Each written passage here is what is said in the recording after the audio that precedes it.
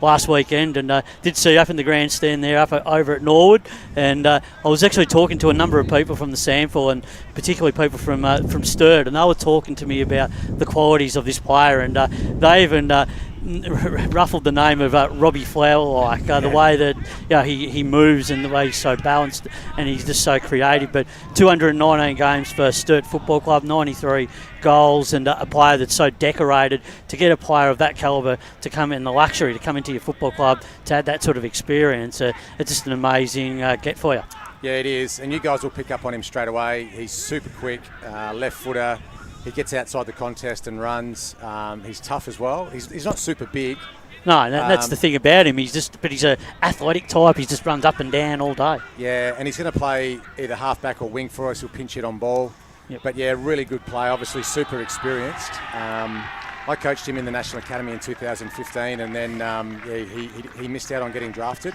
Yep. But had a really successful career in the SANFL. I saw him play in a grand final, and he just was brilliant. Yeah. And I saw his photo album last week from a gentleman that I actually stayed with, and he's the main photographer for Sturt, and he just couldn't speak more highly of him. But they were disappointed to lose him, but they said it's Balwyn's game, and they know it's for work and family reasons. So it's a great one for you. But a couple of other names. I think for me, to be able to, for you guys to get a guy like Britton coming back to the club, but also the importance of a young player like Jamie Kempson from East Burwood, who won the best and fairest last year. What does that do to your team? Because it's going to expand his game, Jamie, because he was a good player at East Burwood, a very dominant player in a very young team. But this is a new part of his game that you're going to be able to coach and work with him on to expand his horizons. Yeah, I think you're right. We've been super impressed with him. Big body mid, explosive, really tough, really good decision maker, and still really young. So. Yeah. He comes across with high expectations, and he's worked his way into our midfield straight away, which is pretty hard to do when you look at the quality. He's pushed a couple of talented players out of there to get a run in there today. So, yeah, we rate him really highly. He's going to be a good player for us, and he's just got to adjust to the tempo. Even watching this reserves game today, it's really high pressure. Blackburn are tackling really well. They're a good contested side, so.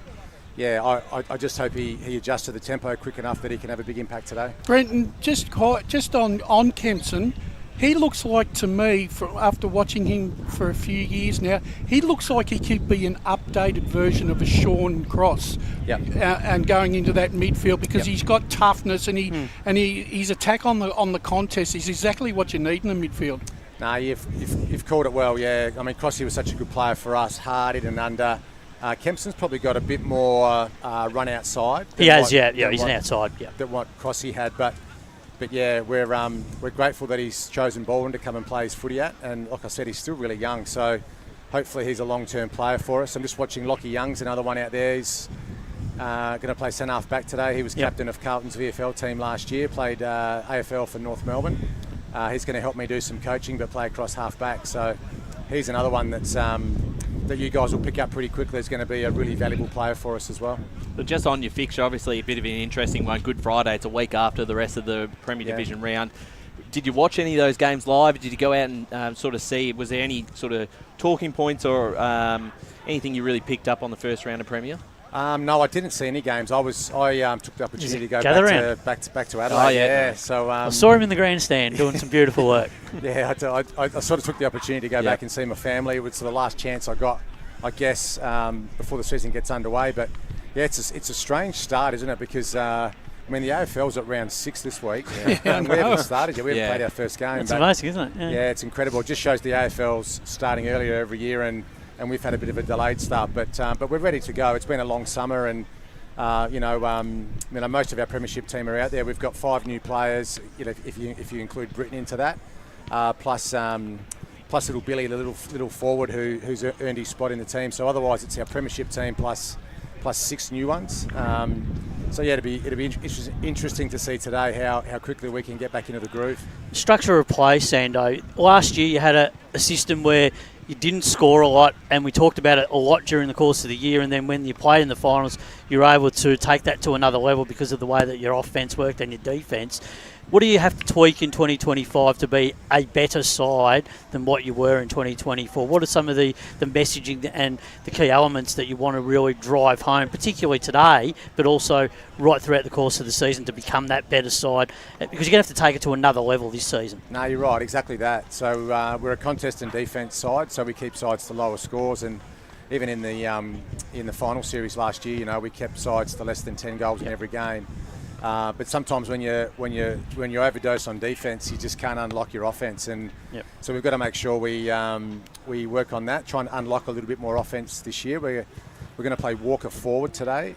So he played in the back line all last year, or all last 2 years. But obviously with Geordie Lyle retiring, we need another target forward. So we'll see how that goes. Does that open the ground up a little bit more for you think, with Walker going forward? Yeah, and we've sort of, I mean, as I mentioned about Lockie Young, he'll come back into this. He'll come into this side and play in defence. Yep. Plus you get Britton back, so we've probably got a bit too many sort of bigger backs. So it just allows us a bit of freedom to swing Walker. I mean, he can go forward and back, but yeah, today we're going to have a look at him forward.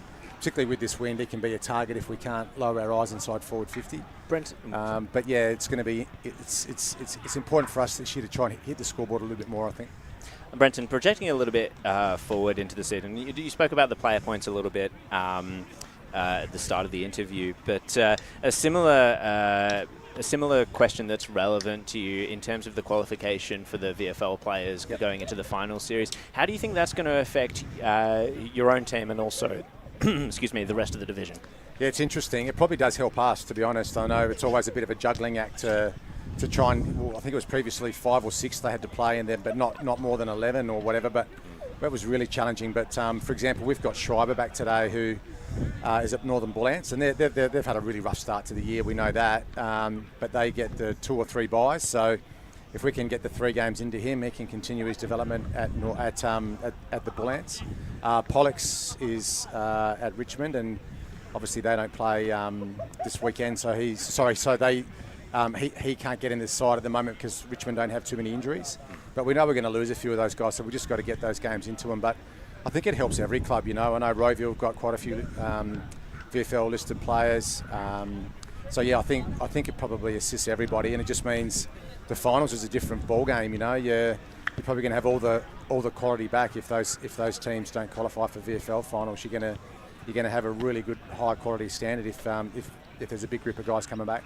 Does it feel like a little bit of Russian roulette, however, in terms of which VFL teams do end up making the finals? Yeah, does it ever? We had that last year, you know. We needed a few results to go our way to make sure that we had our guys available. They weren't playing VFL finals. So you're sort of watching, you know, one eye on our results, but also to what's happening in the VFL. But yeah, we don't rely too much on the VFL guys. Like, a lot of our guys are full-time, but we've got Markowski, who's at Collingwood, Schreiber, who's at Bullants, Pollux, who's at Richmond, and we've got Durden, who's at Box Hill. But I don't think we'll get much of Durden. I mean, unless he comes back in all of their buys, he's going to play the whole season at Box Hill, I think. But the other one is Lynett. So Lynett is an assistant coach at North Melbourne. He's going to play for us in round 3. So yeah, he's another one. We just got to try and get the games into him, and he's going to be a really good player for us in the sort of back half of the year as well. Finally, for me, Brenton, you just touched on at the start. You managed to have a look at all the other games in Premier Division this week. I know it's only round 1, but do you take the margins into consideration, especially in round 1? Because when I looked at the round, I actually was disappointed.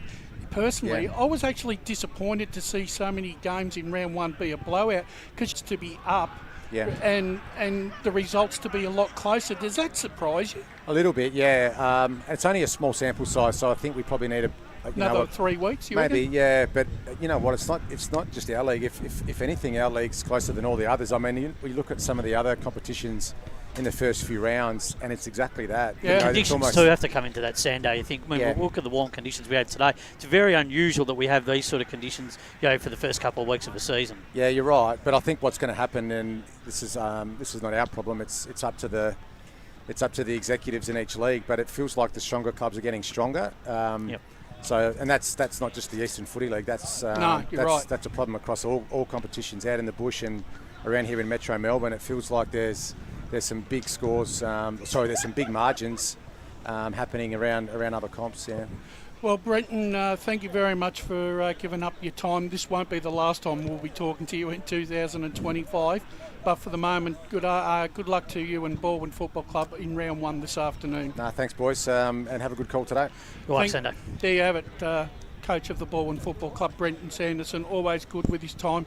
I've got to say, though, Did you hear the list of names he was just rolling off his tongue? Rolling off his tongue, playing at Richmond. We've got Markovsky here. We've got such and such there. I'm thinking this mob have got a wealth of riches to call upon, and basically hit the nail on the head when he said, "Oh, we've got to be worried about the big margins," and his side is one of the culprits that causes it. But I think in his analysis and defence is that Balwyn went out, with the anticipation and the strategic plan that 2025 was going to be the year. I mean, last year, they didn't really know what was before them. Last year, yes, they won the premiership, but when the moment they seized it and they won that premiership, I mean, everyone was talking up other clubs right throughout the course of the year, but Balwyn just played their best footy from the start of the year right through to the end, and in the end got the prize. But this team will complement the team that they had last year. I mean, you only have to go back, Brush. How many times do you look back at a Vermont premiership? I remember go back to Eastfield of 99-2000 comparison.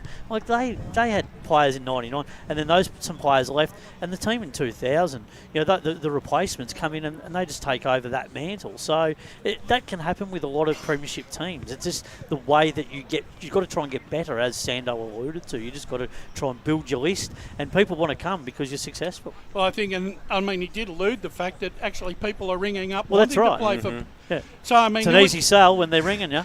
And the thing is, you're not getting too many blokes.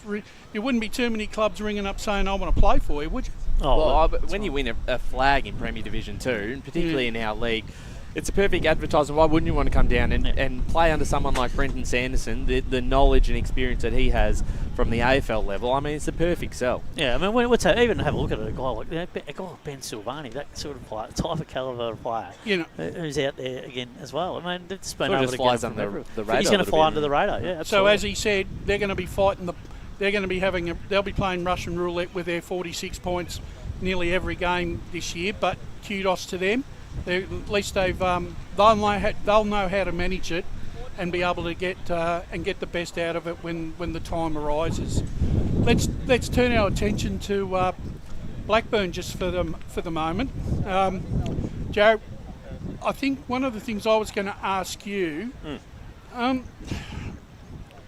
the fact that Blackburn win games that they shouldn't win and lose games that they should win, would that frustrate you? Oh, absolutely. If I'm Fagan, that I'm not necessarily I'm not necessarily happy with that. You'd want to come to Moreton Park and make it your fortress, and I feel like that's part of the thing with Blackburn in the recent years, is not being able to play the home ground as well as some other teams are able to play it. I don't know if that's experience that other teams have had on Moreton Park. They just know the ground better. I don't know if it's a fairly standard ground or something like that. But yeah, it absolutely would frustrate you. You're missing out on you coming sixth 3 years in a row, and only due to the finals sort of being a different configuration in the past couple of years or 2 years pre last year. You're only making finals through virtue of that, and now you're going to start missing out on finals from now on if you keep coming sixth. I'll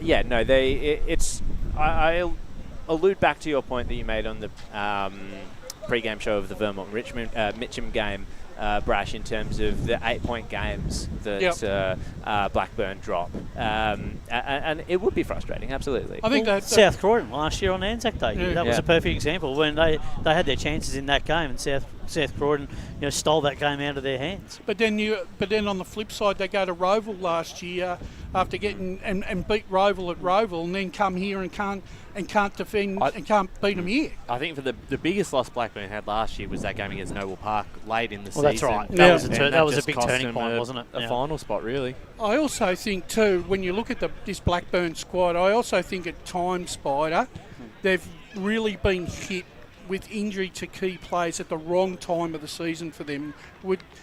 that really does at times upset the equilibrium of the footy side, especially when you don't have enough winners or players that can come up and fill that void. Yeah, absolutely. I mean, you only have to look at the start of this season. They're going to be without, one of their quality defenders, like Patrick Cotter, who was being their main intercept defender. Last year just was outstanding.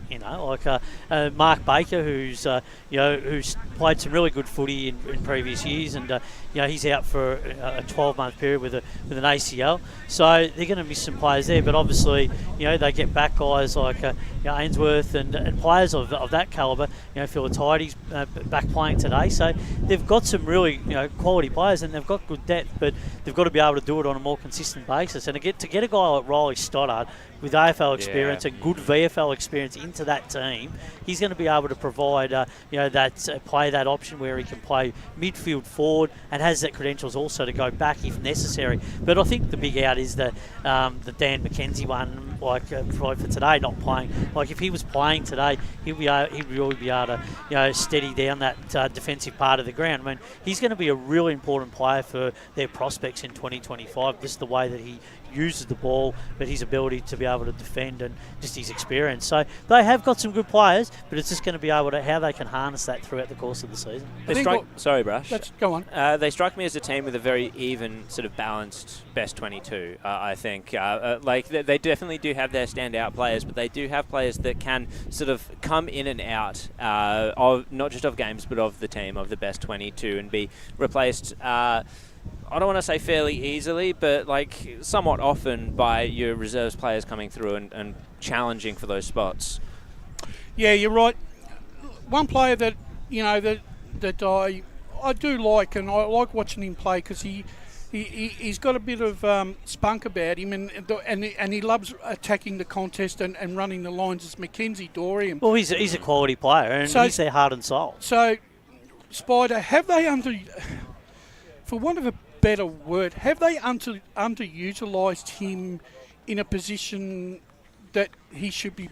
Should he be playing in a more prominent position than where he's currently playing, wing half forward? Well, he's playing that role and probably playing it for the team. I think his preference would be to play a lot more on the ball for longer periods of time, but it's been a needs basis where he's had to push forward. But now with that flexibility of a guy like Riley Stoddart coming into the lineup, maybe he will get more midfield minutes, and he'll be able to get some more time in there. And I think they'll have that flexibility. So that's going to be a real interesting coaching move to see how they manage that throughout the course of this game this afternoon, but across the year in general. So they've got a little bit of thinking to do, Blackburn, I think. Ryan Ainsworth's become a very good leader of the Blackburn Football Club, especially across that half-back line. He seems to know the right areas to run to, and he's once again he's going to have to be the general in that back line this year to because they're going to be up against all these forward 50s in most of these sides this year. Pretty awesome, and the backs are going to have a really hard time this year, I think, in Premier. I agree, and I think we saw it last weekend with the game we saw with Wiedemann. Was just impossible to stop. Even on the Saturday, we saw a couple of big bags. Josh Fox had a very impressive game against South Croydon. They were struggling to control him, and again, they're a side that have got many options up forward.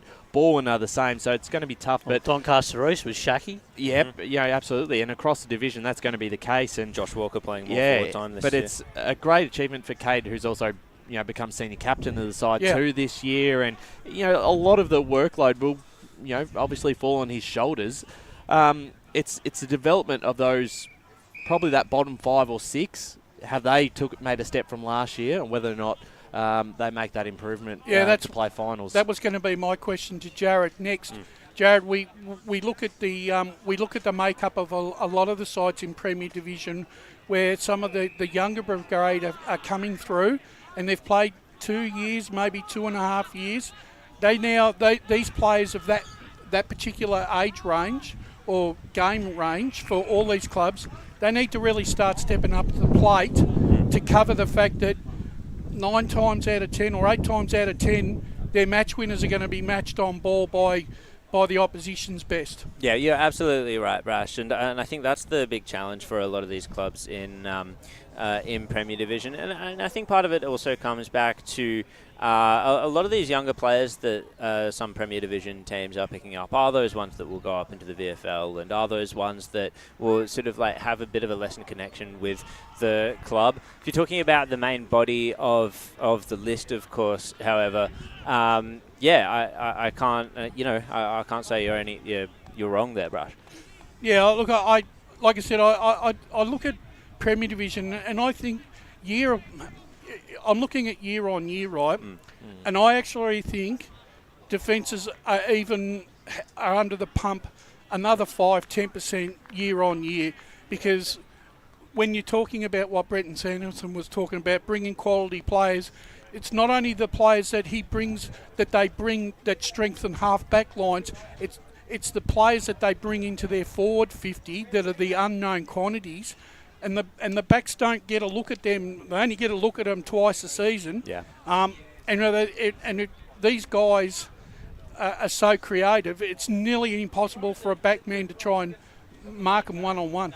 Yeah, it's going to be interesting to see how that all plays out. And I just think for Blackburn, for them, they're just got to make sure they get off to a really good start throughout the course of this year, and they just can't afford to drop those games. So it's going to be really important for the way that their players are consistent, and it's going to be important for their depth too. And they're going to have to be able to have that flexibility to move blokes both ends of the ground.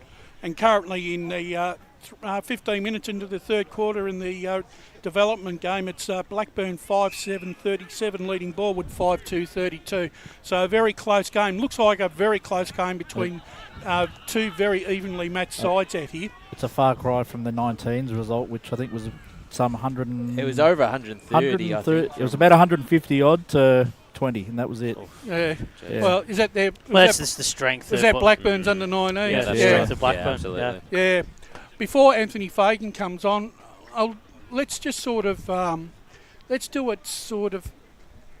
cast our mind back to last Sunday's game, gentlemen. Vermont taking on Mitcham, and Mitcham for 3 quarters and 20 minutes, Ryan. Yeah. They looked the winner. I thought they were the better side for the afternoon, but I agree. You go back to the simple aspects of the game, the set shot kicking. They missed a lot of set shots, particularly in that third quarter when they were on top. There was a late one, I think, from Nat Barnes in the fourth quarter that would have put him 28 points up.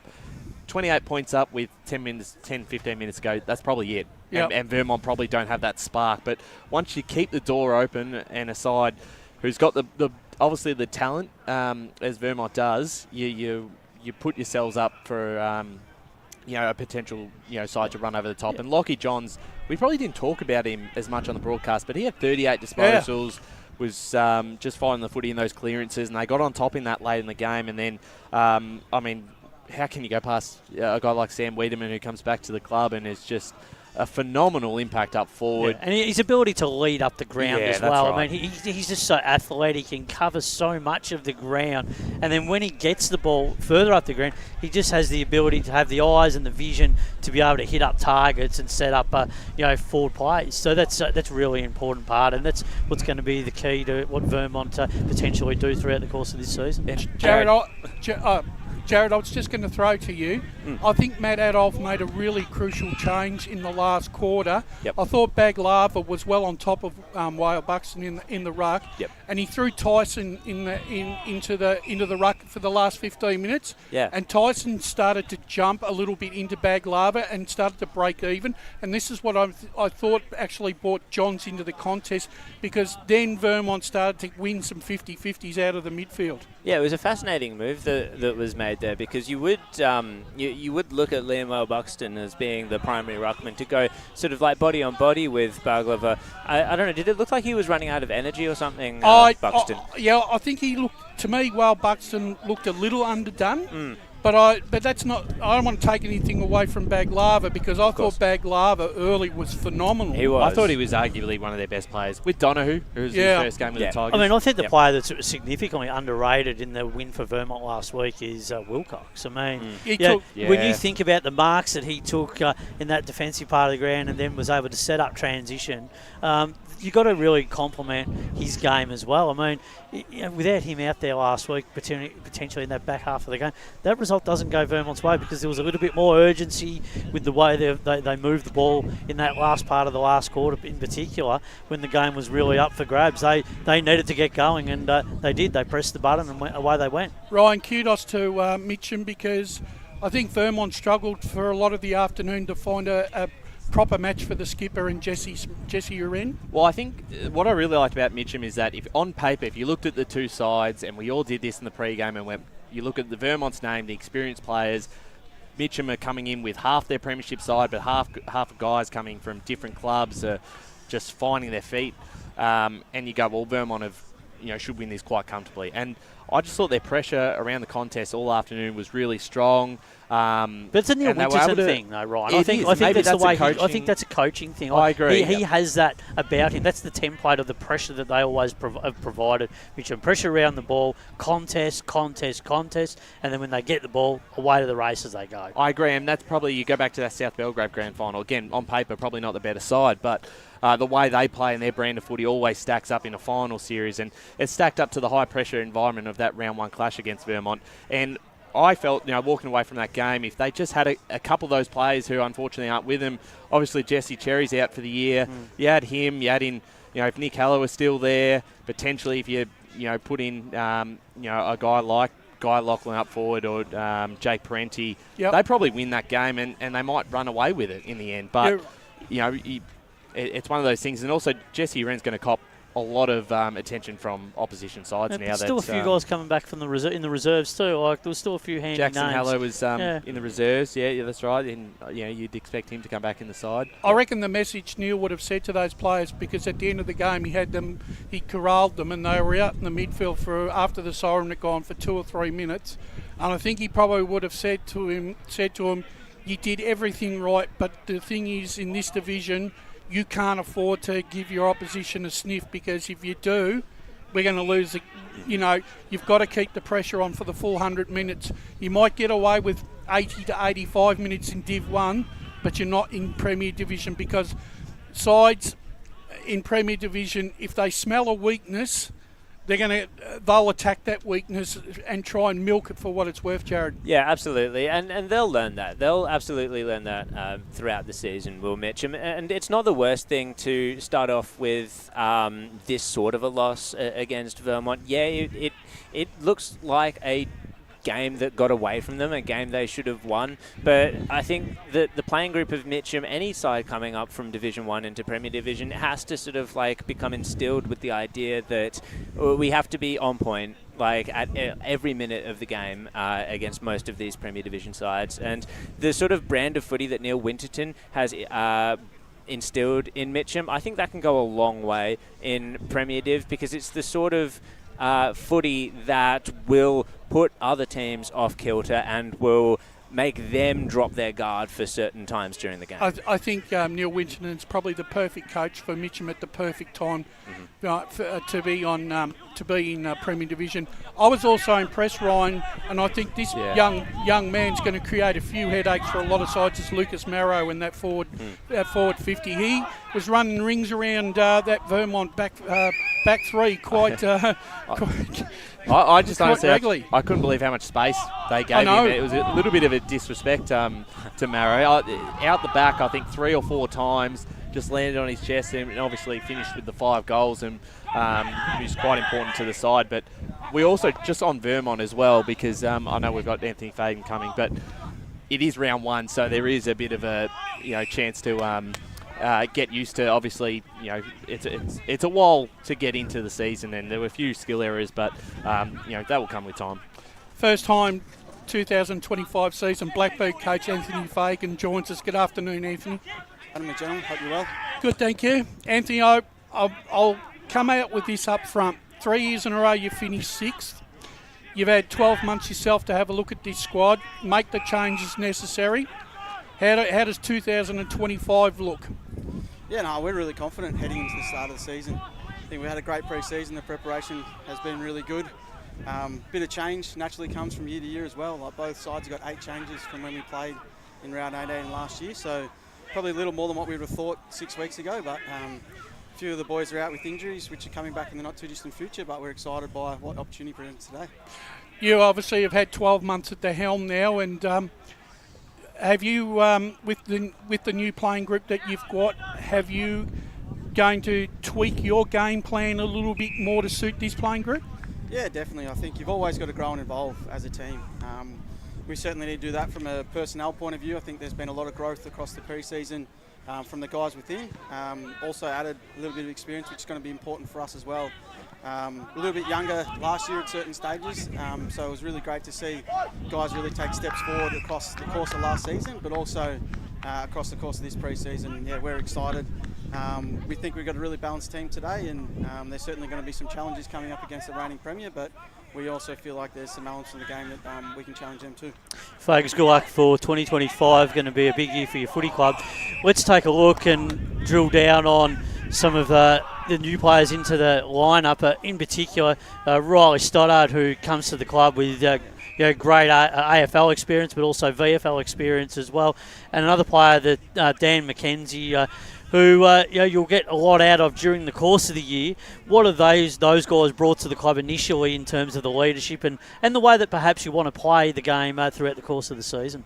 Yeah, well, first and foremost, it's great to have two Blackburn juniors back into the footy club, and as you touched on, just the experience we get from them both playing in the AFL system and then at state league level. DMAC only 1 year at Port Melbourne last year, but Stodd's been at 3 VFL clubs, been a captain at Carlton as well, so we're really looking forward to seeing Stodd play. Obviously, DMAC's not out there today, so Riley. So how long would he be? Just what's the latest on him? He's just had a sore calf recently, so he's back running now. So hopefully in the not too distant future, he'd still probably be 3 or 4 weeks away, I would say. And Stodd will play through the midfield, so he'll probably play up forward at certain stages for little periods of time as well. But he's a dynamic player.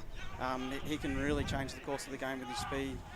He's obviously a really good user of the ball as well, so he's a bit of a different type of midfielder to what we've had previously, so looking forward to him going to work today.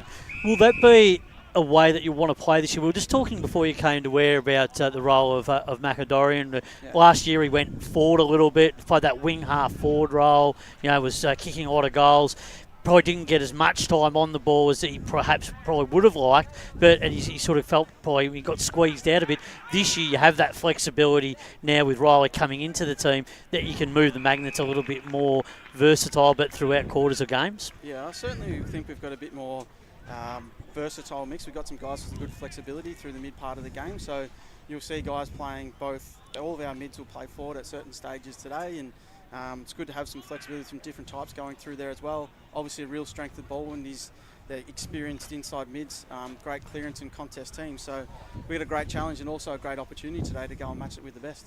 One before I handball it over, just wanted to talk about the Balwyn team and how you will drill down on their game style today. Like they're going to be a team they defend strongly. They're going to be strong through the midfield. You're going to have to be on real red alert to try and to stop that, because when they do go forward, they've certainly got a lot of options to go with Walker and Silvani going to be really important for them. Yeah, it'll be interesting to see if they do line up with Walker forward and Young playing back, so that'll be a watch early in the game.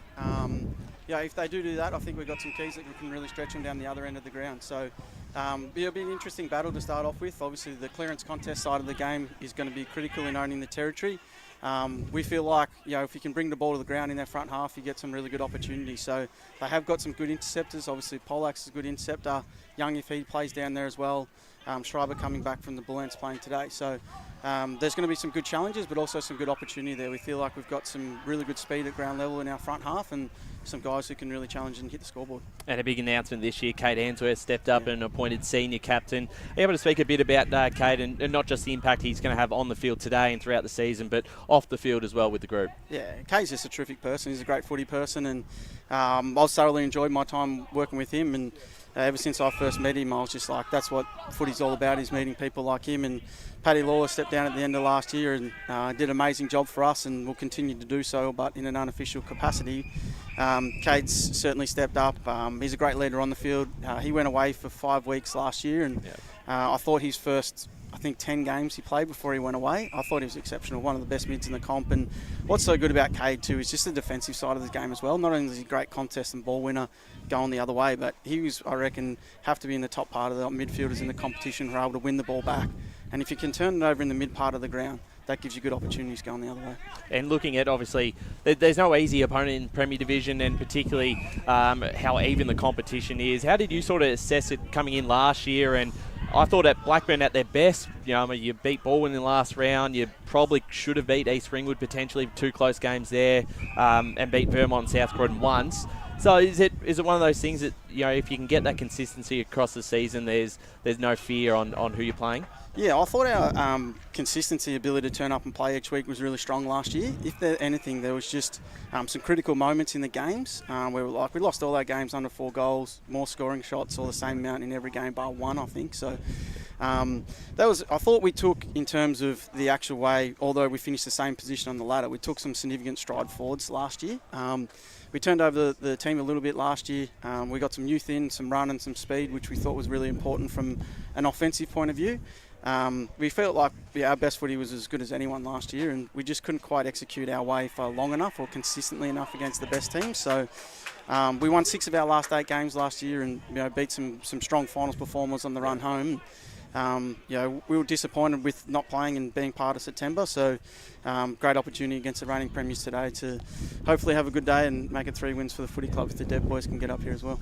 Anthony, it seems like throughout the off-season, your development side seems to have been a bit of a victim of its own success, with a lot of players seeking opportunities elsewhere. Well, what sort of challenges does that provide you with as coach?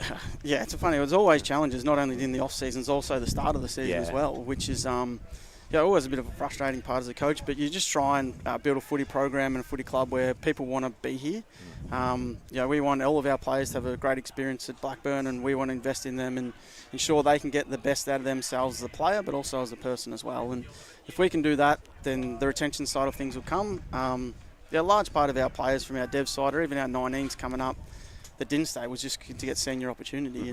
And my conversations with the boys, like, there's an opportunity here for you. You've got to go and earn your spot, which is great to see. Like Aaron Curran, who is still under 19s this year, won the 19s best and fairest last year. He's making his debut for the footy club today. So that's a good story. Harry Yields is playing out here now, and he looks like a senior player out here, so his opportunity, I'm sure, is not far away. And good to see, obviously, some new guys coming into the footy club and impressing too. So always going to be a challenge for us. We'll continue to look at new strategies, talk to other clubs too. That I spoke to another coach yesterday in Division 1 who's having a similar problem now. So it's not just us, it's a difficult part of the game. But obviously we want to make sure we have a strong footy club from our 19s all the way through our development and senior program, and we'll continue to invest in our players and get the best out of them. We've got to wrap it up. Well, Anthony, thank you very much for your insight this afternoon on the Blackburn Football Club and what's going to happen in 2025. And all we can say to you is good luck this afternoon. And hopefully by the time 5 o'clock comes, you've got the 4 points. Yeah, thanks very much, gentlemen. Hopefully it's a great game for everyone. Thank you very much. Cheers. There you have it, ladies and gentlemen. We're going to take our first break here on the broadcast this afternoon. It's Blackburn versus Balwyn. It's Good Friday action, and it's coming to you live on 98.1 and live around the world on YouTube and Facebook. Today at Eastland, Lucy's trying on jeans for a momentous occasion. Coffee with the ex. She needs jeans she can move in because she's definitely moved on. Jeans that get a second look, but don't give any second chances. Jeans that say, "Why yes, I have spent the last 8 months in a post-breakup juice cleansing, kickboxing, personal training frenzy." And it looks as though she's just found the perfect pair. Yeah, that's great. Bravo, Lucy. For all of life's little moments, there's Eastland. Eastland. Live real. Sprained your ankle bursting through the banner? For bumps, breaks or bleeds, be seen sooner, close to home, at Knox Private 24/7 Emergency Department. You'll generally experience shorter wait times. Knox Private 24/7 Emergency, 262 Mountain Highway, Wanturna. Do you feel good about your bank? Because there is a bank you can feel good about. They share their profits to fund big community projects, small community clubs, and vital emergency services. They've given $250 million to help Australian communities thrive. They have all the products and tech you expect from a big bank, with service you don't. It's Bendigo Bank. Feel good about who you bank with. Try Bendigo. Search bendigobank.com.au or search Bendigo Bank near me. Tobin Brothers Funerals wear their heart on their sleeve. Their clear and easy-to-use website and Memory Maker app make it easy for families to make an informed decision. Here's James McLeod, Managing Director of Tobin Brothers Funerals. There's no mystery about our pricing. It is clearly displayed on our website and our app.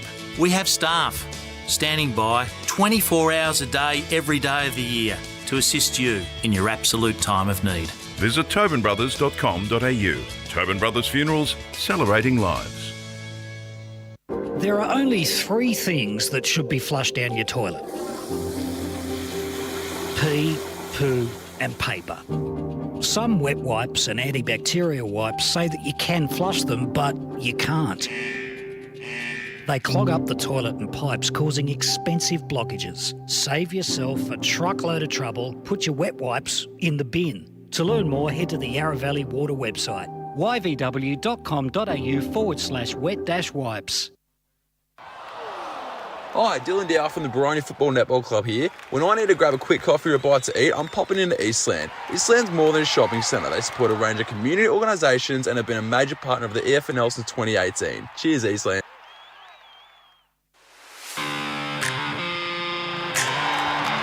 You are listening to Radio Eastern FM 98.1. With live and exclusive coverage of the EFNL football season. Bringing you the match of the day with score updates from all divisions. And now we cross to our commentary team for the Radio Eastern 98.1 Match of the Day coverage.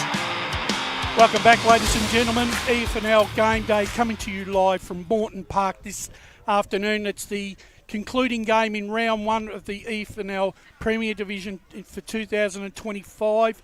Wayne Brasher, Matt Lee, Ryan Long and Jared Beanland here for pre-match this afternoon. And before we've finished talking about the coaches, we've talked about the Mitcham game. We've got a few minutes left. Jared, I'll start with you. How have you seen the season overall in all the divisions so far? That's an interesting one because it's hard not to break it down division by division, but to sort of like keep it quick, I think it's been a fascinating start to the year. I'm really loving seeing each of the teams that have won go up, like Scoresby and Surrey Park, and really impressed themselves upon that division. Baronia as well, they've only had one chance against Bayswater so far, but like I'm looking forward to seeing them progress through the season.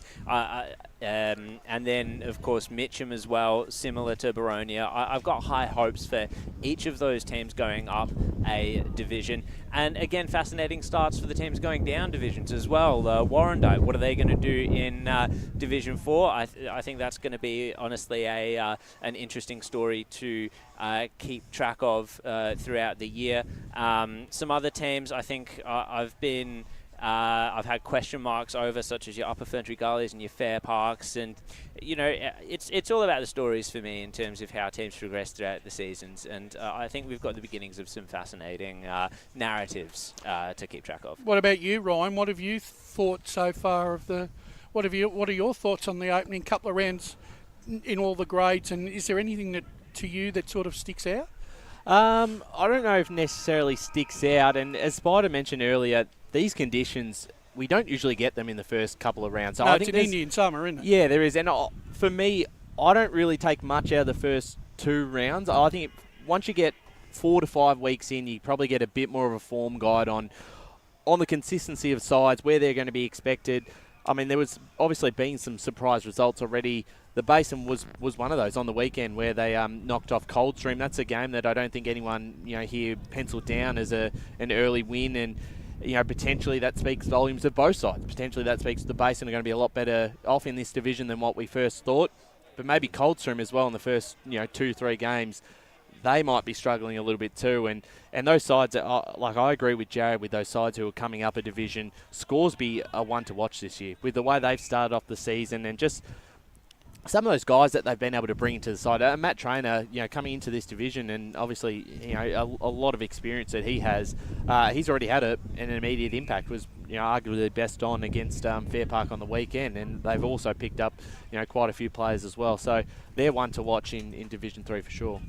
What about you, Spider? What are your thoughts? My early thoughts, actually, looking at Division 2, when you actually just the surprise factor of Croydon's start to the season. To be honest, I just think that they've been extremely look, we know that we know Rhett Jordan's out for a 12-month period, but to only kick 3 goals, last time around, they're really struggling in the early part of the season. So I think there's some early alarm bells there. They've been really disappointing. I think Heathmont's been a side that we talked about so much in the season preview. We all had high expectations for them. They've also been really disappointing. I mean, Templestowe for me have really, started the season in really good style and have, illustrated that they're going to be one of the teams to beat in that division. And then you even look in Division 3. Sylvan, a positive start, winning their first couple of games. And even South Belgrave in Division 1. Everyone, we weren't too sure where to measure how good they were going to be, but their performances early in the season have been relatively positive as well. And then when you look at the result from last week, Park Orchards, to respond after the first round humiliation pretty much and disappointment, and with their performance to bounce back in the manner that they did, it just goes to show you. But we've got to be really careful where we measure them. I think they're still going to be right amongst it. And then you look down in Division 4. I mean, you can't help be impressed with Balwyn Templestowe. I mean, that first up win and a really good win last week. Yes, they lost, but they were competitive for a majority of the afternoon against Churnside Park and looked like they were going to take it right to the wire. And then when you look at North Croydon, I mean, Croydon North Hemlock, I mean, the win last week, that'll get their season up and running. And Kilsyth, who we've all thought that might be up near the top, they've sort of struggled in the early part of the season with guys were injured. And I suppose Whitehorse as well, they're going to be the team, only playing the one game, but they look like they've pretty much stamped in Pravada, saying that they're going to be a team to certainly watch. Division 4 for me, I think it's even and evener each year, and I think we've got the perfect mix where, unfortunately, we'd love to get that 8th team in, and hopefully Nuttawading can get back into this competition, but you look at Forest Hill's performance in round 1, very, very competitive against Kilsyth. Hopefully they can be able to manage that throughout the season. You talk about, as Spider mentioned, Croydon North getting a win on the weekend against Kilsyth and showing that, all the talk over the off-season, it's not for nothing. They really do think that they can play finals this year. They can, and even if they don't play finals, they can win those between 6 and 8 games and really push a lot of sides. More than what they've won last year or ever, and that straight away is an instant success on what they've been able to do this season. And then the Bull Ants, we did see them in round 1, and you can see why they could be a final side this year with some of the Premier Division players who have come down to return to the club. And there's not going to be much room for movement, boys, because Wantirna and South and East Pearl both lost their opening games by small margins too. So it just shows you how even Division 2 is going to be. Wins are going to be at a premium, so you've got to be on your game. Jared? I was going to go back to Division 4 because I think there's just a really interesting quartet of teams in Warrandyte, Whitehorse, Bulleen, Templestowe and Croydon North Mlock fighting out for those finals positions. One of them is, if we then factor in Kilsyth or if we're not factoring in Kilsyth and Forest Hill, if we're thinking they may finish in the bottom half of the ladder, one of those 4 teams is going to miss out.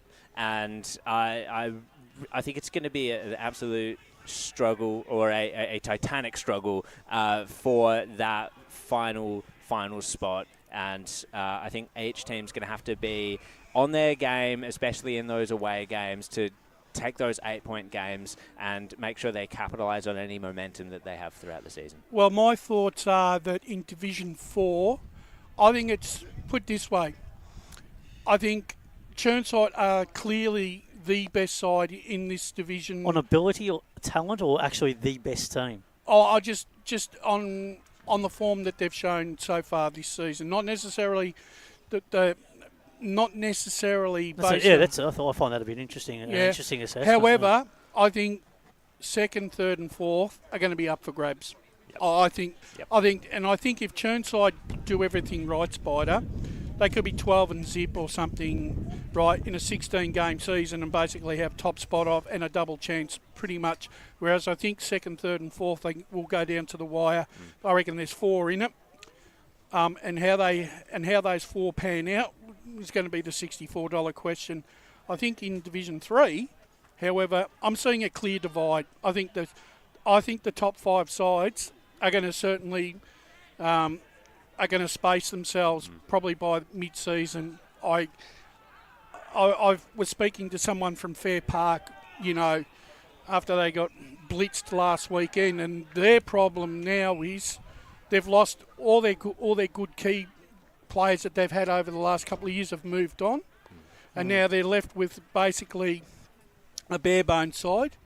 But it worries me that a side in Division 3 is getting beaten by 123 points. It shouldn't be happening. I don't think it should be happening. Do you not agree?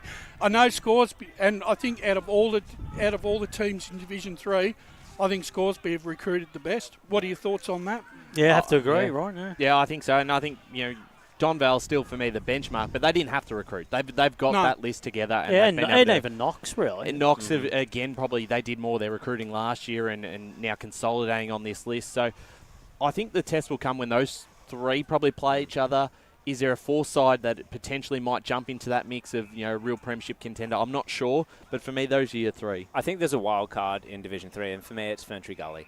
Well, it's the Jaden Stevenson factor, isn't it? Yeah. I mean, if he's on fire every week, and we've talked about it during the pre-season. I mean, he'll be the player that they, just crave, and he'll be the one that drags them over the line in games. Yep. For mine, Division 2 is probably going to be the division that will go down to the wire, because I think... At both ends of the ladder. Yeah, because I honestly, in my opinion, I reckon there's 8 genuine finalists in Division 2 this year. Yep.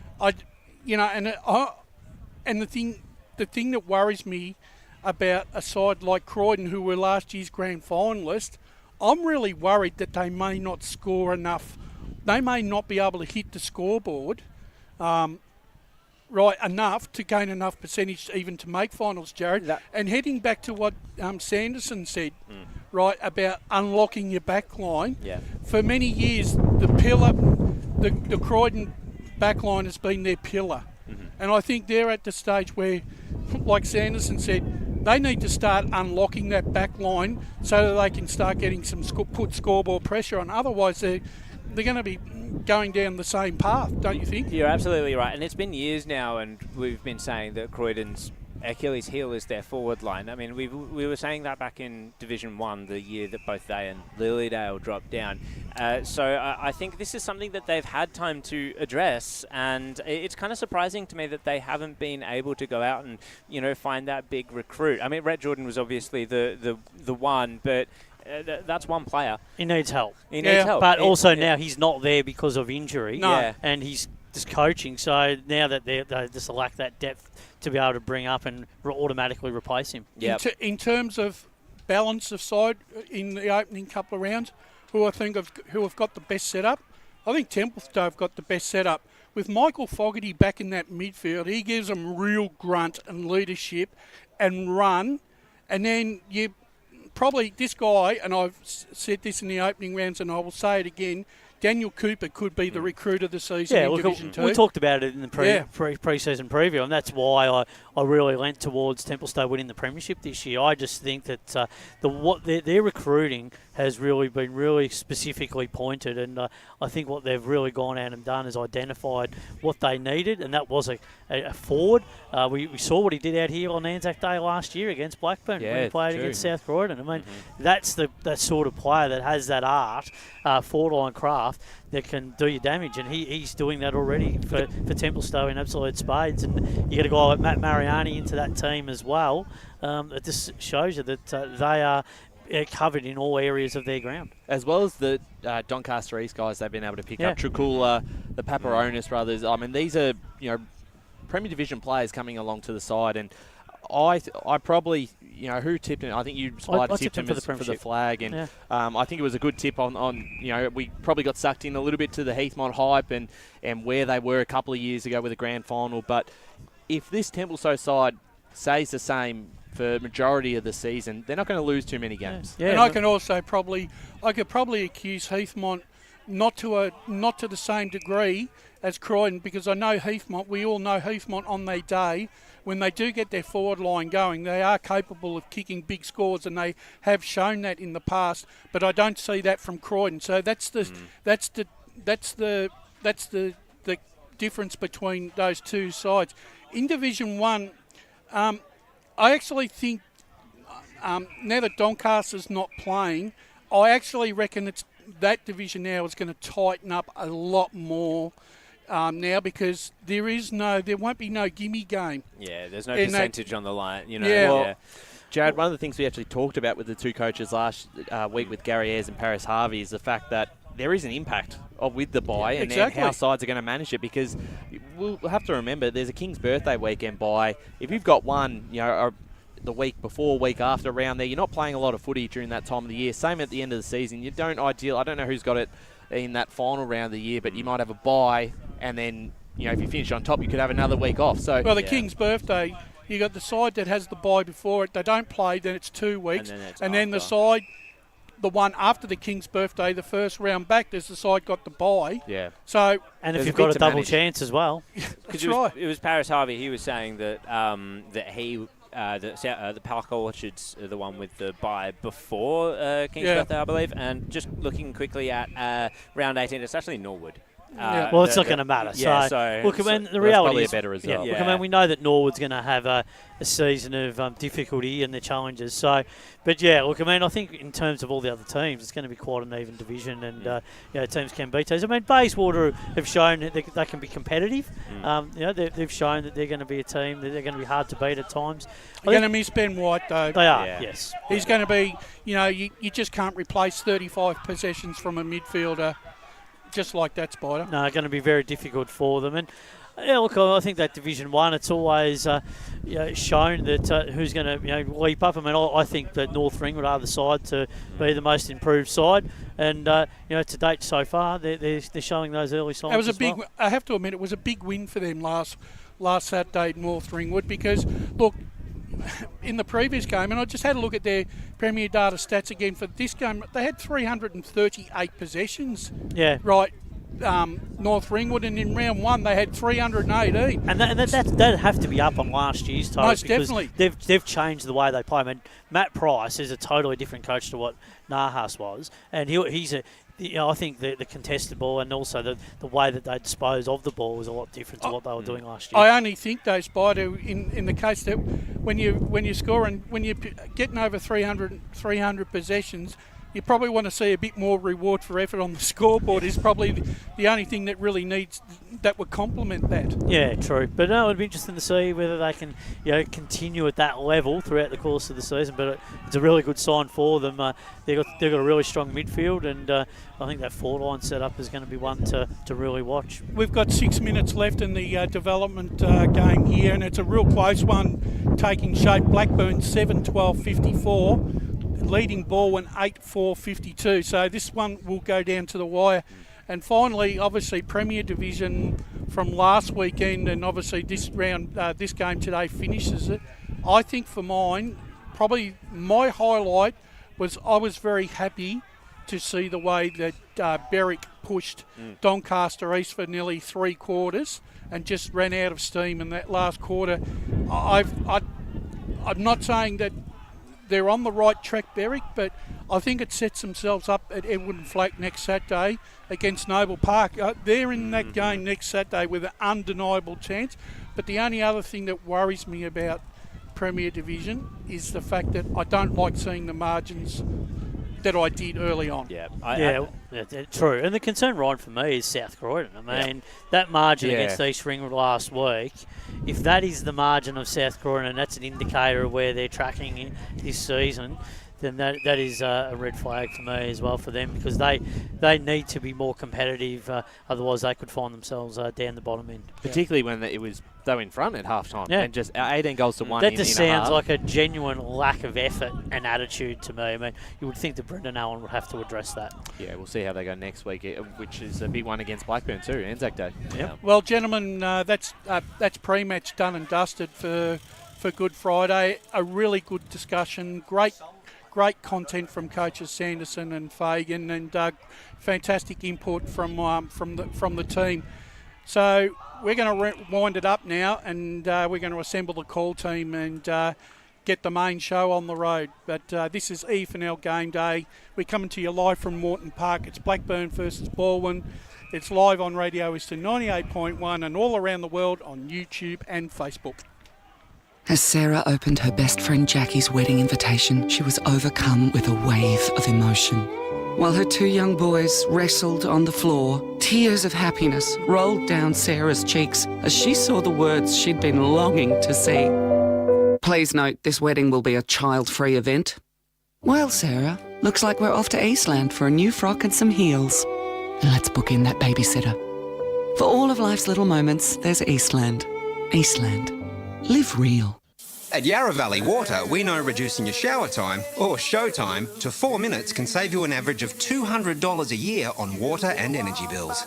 Shower shorter. Save water. Authorised by the Victorian Government, 1 Treasury Place, Melbourne.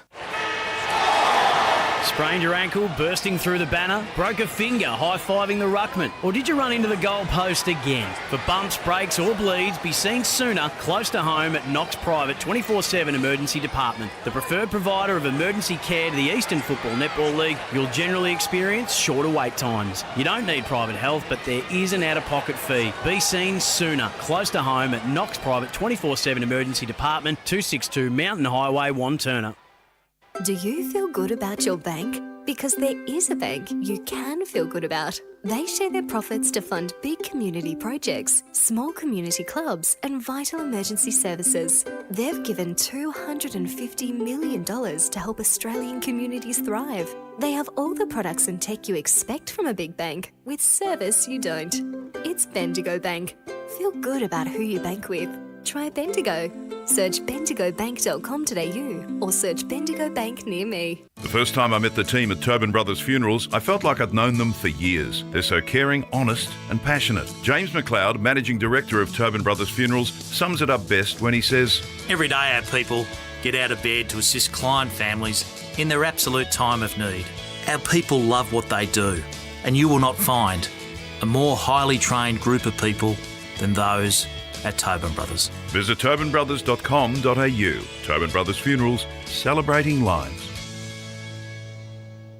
Hi, I'm Ben Desson from Montrose Football Netball Club, and when I need a new kit for a night out, I head over to Eastland. But Eastland is more than a shopping centre.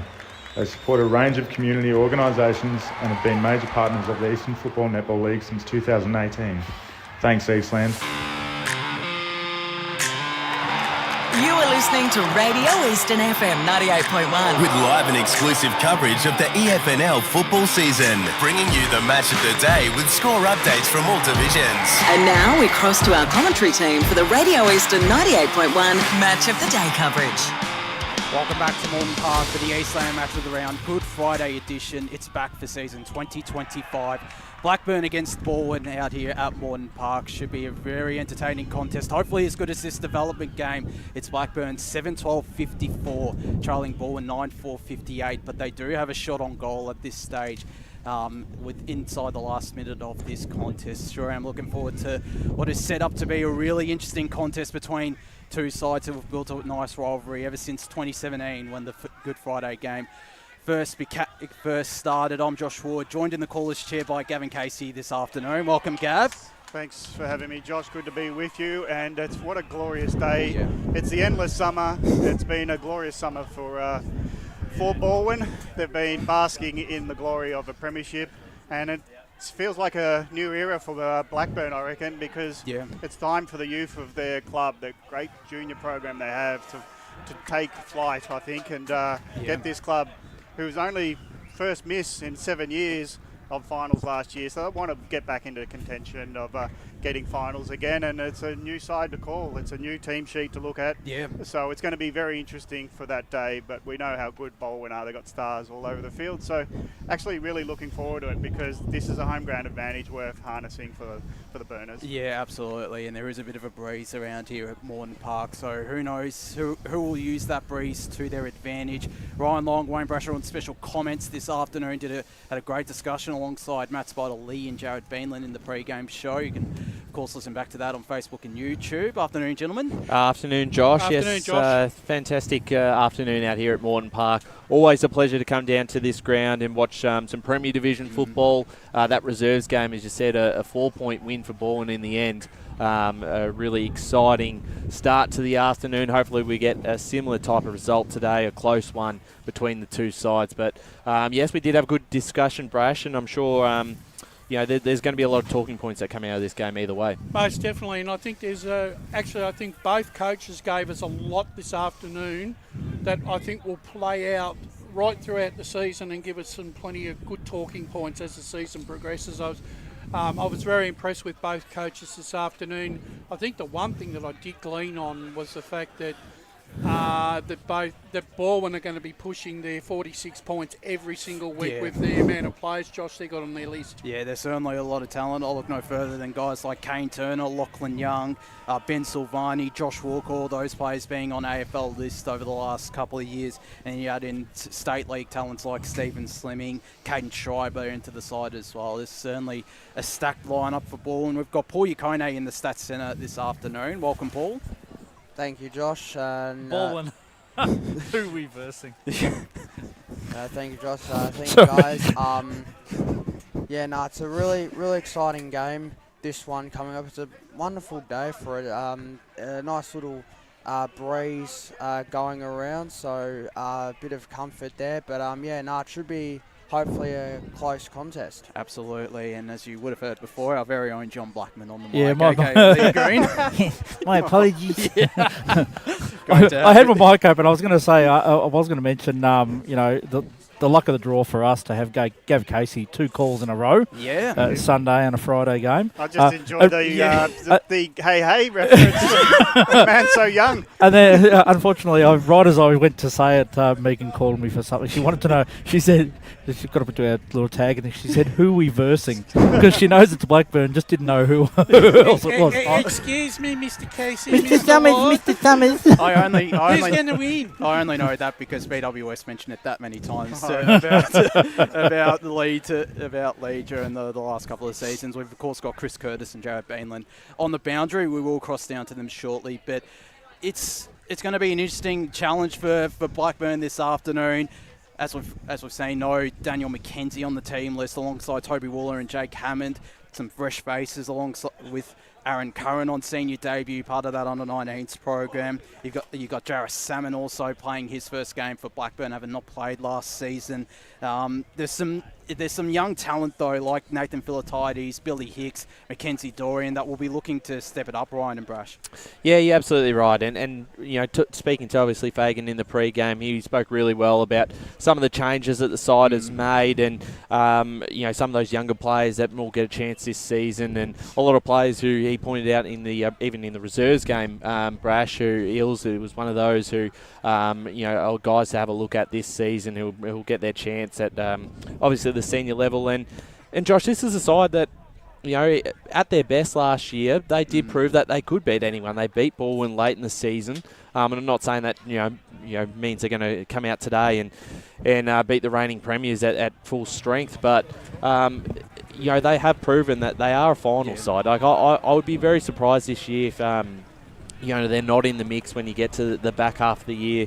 But in saying that, it is such an even competition, and even a game like this in round one, Brash, the 4 points, eventually they all count. So if they can pull one off, which would be considered an upset, that's going to go a long way for their chances obviously of playing footy in September this year.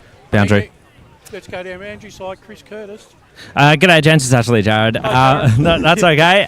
Every time. Yeah, I was just thinking that. Got such a normal voice. I don't know. you have deep dulcet tones, both you, Jared and Chris.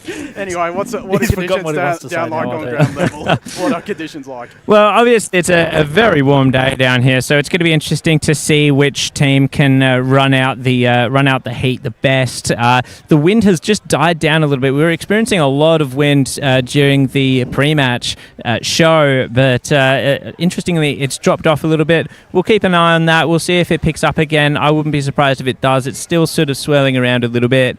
And great crowd down here as well. The Red Jackets are out in force here to see their boys play the first game of the season. What are your tips, boys? I reckon I've got, I think Blackburn, they get up for these games. I think the margin will blow out a little bit throughout the game in Balwyn's favour, but I reckon Blackburn will be able to peg it back. I'm going to say it's still going to be Balwyn by about 1.5 goals. What about you, Chris?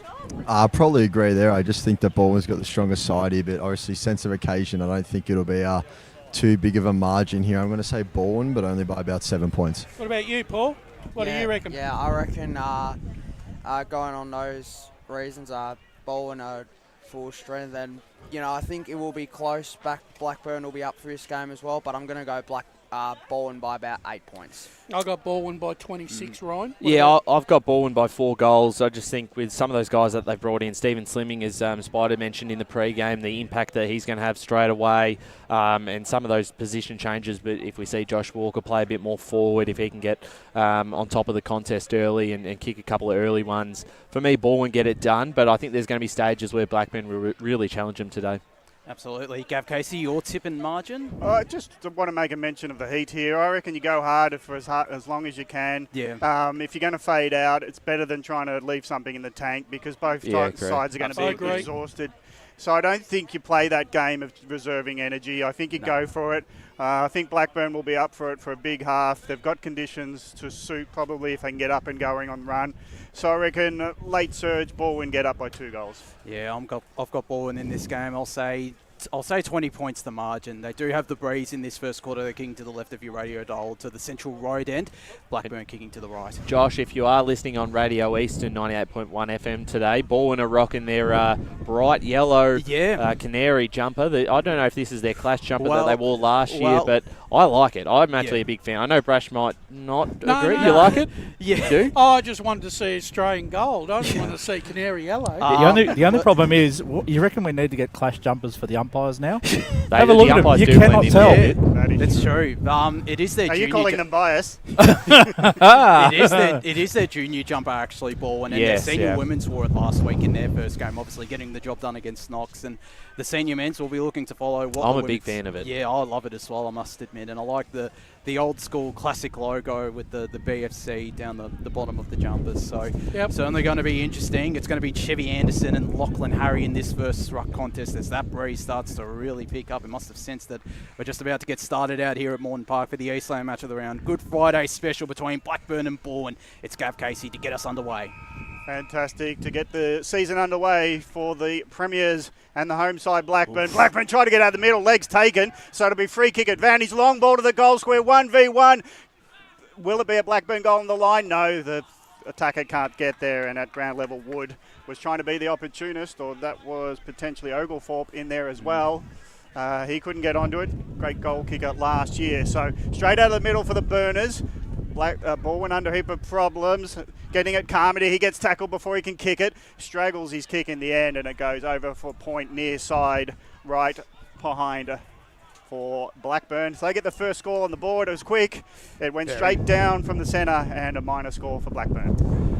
So they'll look to go to the broadcast side, will the Tigers. In fact, they go straight through the spine. A big leap there from the Blackburn defender. On the ground, the Tigers should have the numbers. Out the back, Isaiah Markovsky will run onto it. Nice handball from Haley. Markovsky goes for goal! And that is brilliant transition play from Balwyn. From defence to attack in almost 20 seconds, and they get the first on the board. 1 straight 6. Blackburn 1 behind. A minute gone. First quarter, Benny Gobank scored. Ryan, the thing is, the same thing happened last week. The half-back line seemed to push up too much into the midfield, and they leave themselves too much to come back when they get caught on transition play. Boundary. Let's go down to the boundary, Jared Beanland. Yeah, a couple of quick early game matchups. We've got Trembath going to Josh Walker. That's a huge job for him as Walker pushes forward. And it was Tom Maher against Charlie Haley. As you, on your point, Brad, Maher just got sucked up a little bit into the contest. It fell out to Charlie Haley. He was able to give the handball off to Markovsky, who was sprinting forward. So they might have to keep that in check a little bit. Anderson wins the tap, but it goes Blackburn's way. And another inside 50. It doesn't reach the leading up forward of Carmody, and it's been chopped off. So Balwyn hold up again nicely in defence.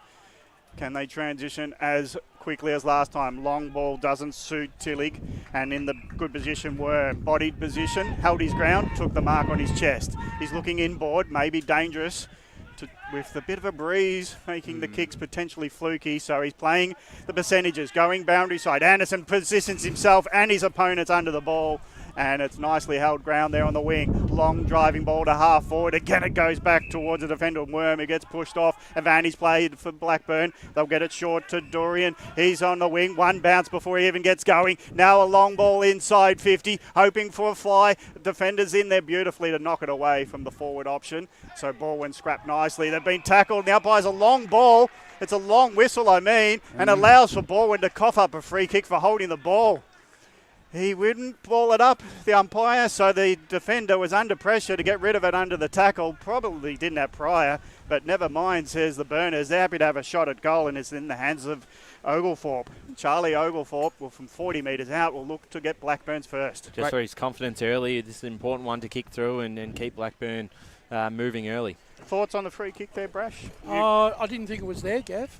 Yeah, prior wasn't there, but once you've got it for long enough, I suppose you drop it in the tackle, you're potentially going to give up a free kick. Oglethorpe is not complaining. From straight in front, 30 out. He makes the umpire only move a little, and it's a goal anyway. Blackburn are on the board. They lead 1-1-7. Balwyn 1 straight 6. It's a fast start to this game. Round 1 encounter a week after the competition started. And great play from Liam Malone to bring the ball to ground and create an opportunity for Blackburn inside forward 50 on Blackburn debut as well. That was really good kick there by Oglethorpe. He's one of those players that is probably in his third year now on the senior side. Boundary. Yeah, he'll need to step up to the plate this year. Boundary side to Jared Beanland. A little bit more of the matchup information down in the Blackburn forward line this time. Liam Malone's been followed around by Jackson Pollux and Daniel Wood. He's got Caden Schreiber against him too. As Blackburn go forward again, they win yet another centre clearance. Schreiber bustling his way through, will wheel onto his left, look to go to the left half forward flank, looking for Tilly. Gets out the back now for Markovski. There's a holding free kick. Advantage could have been there for Markovski. In fact, it's going to Blackburn as they look to this broadcast side. Dorian parked underneath this from the side.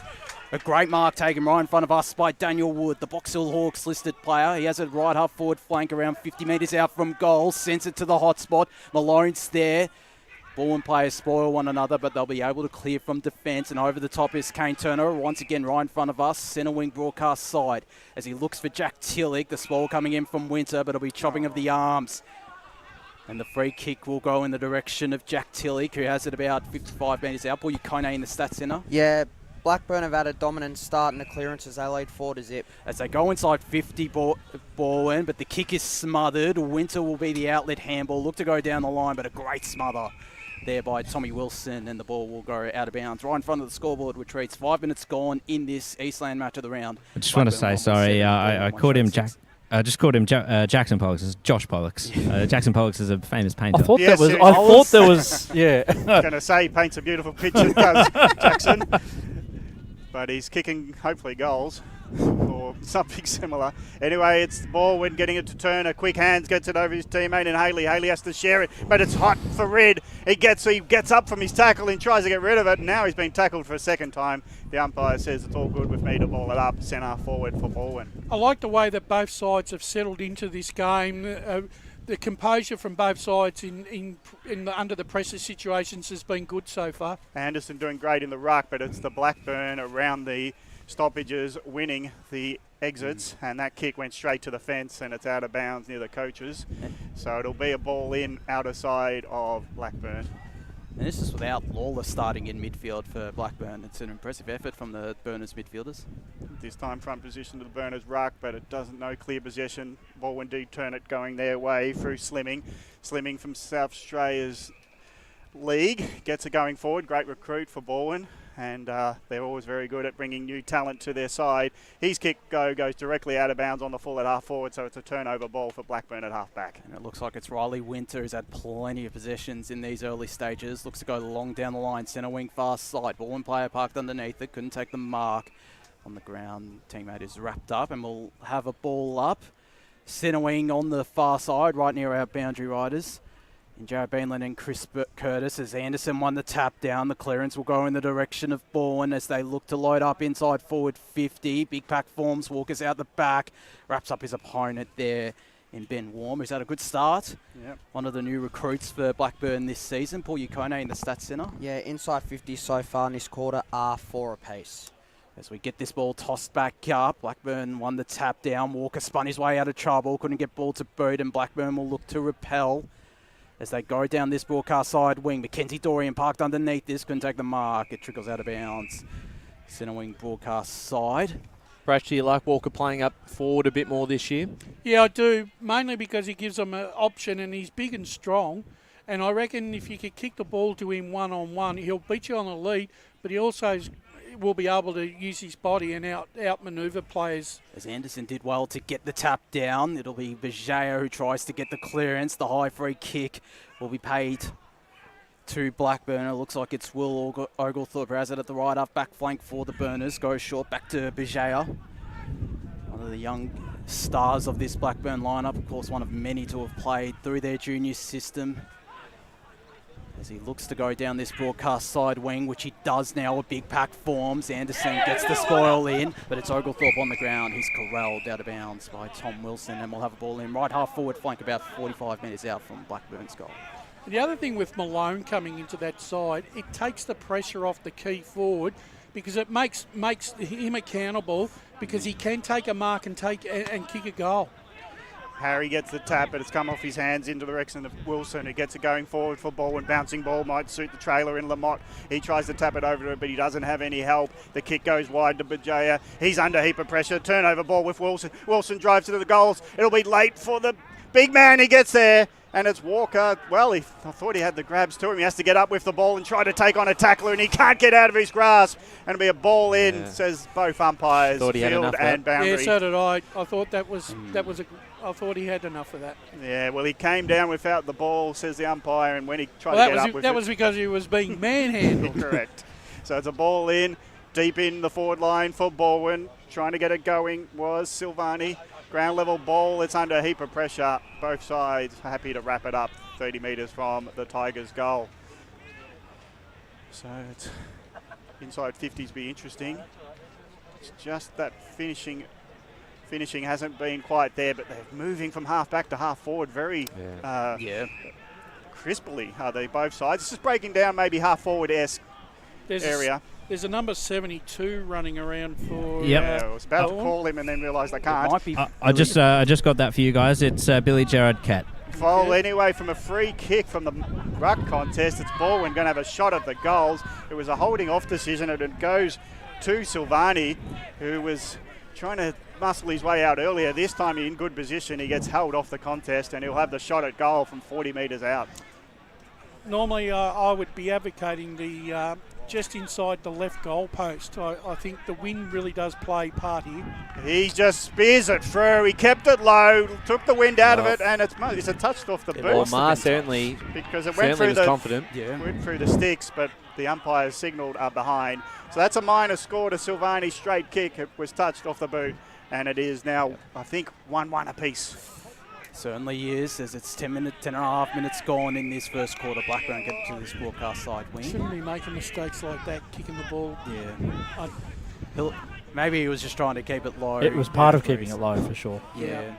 He'll learn Silvani, of course, one of the sons of a famous Culm name in Stephen, as he's in this ruck contest. Couldn't win the tap down. It's Bijaya who wins the clearance for Blackburn. His kick is cut off by Caden Schreiber right in front of us. Right half forward flank for Blackburn. About 55 metres out from their goal as he's called to play on. Will be forced to go long down the line. A big pack forms. The fly from Balwyn couldn't take it the mark. Again, Bichet on the ground. He's had a good start. The kick from his teammate, though, goes out of bounds on the full. A kick there by Cooper Trembath. As the free kick will be taken here by Toby Lever. Sends it inside forward 50 in the Haley direction. The spoil from Ma. And we'll have a ball in. After that early error from Ma, he's started to settle into his matchup against... It's probably not the pocket you're going to want to lead to for the afternoon, Ryan. You probably want to be leading more to the middle, I think. Particularly with that wind picking up. Yeah. As Walker will compete in this ruck contest. Looks like it is Trembath who might be doing the same for Balwyn. Walker just tries to out-muscle him. He gets a handball away. The flying shot on goal from Jamie Kempson to the left.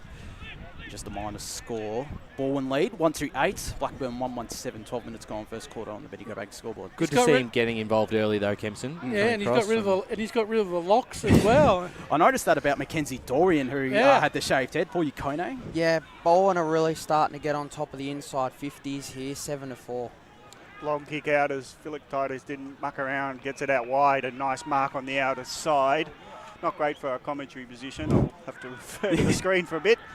We're on the outer wing here at Moreton Park. Long ball out, what I would call outer side to us, but it's probably members' side if it's for the Blackburn faithful. Mark it half back, taken by Balwyn.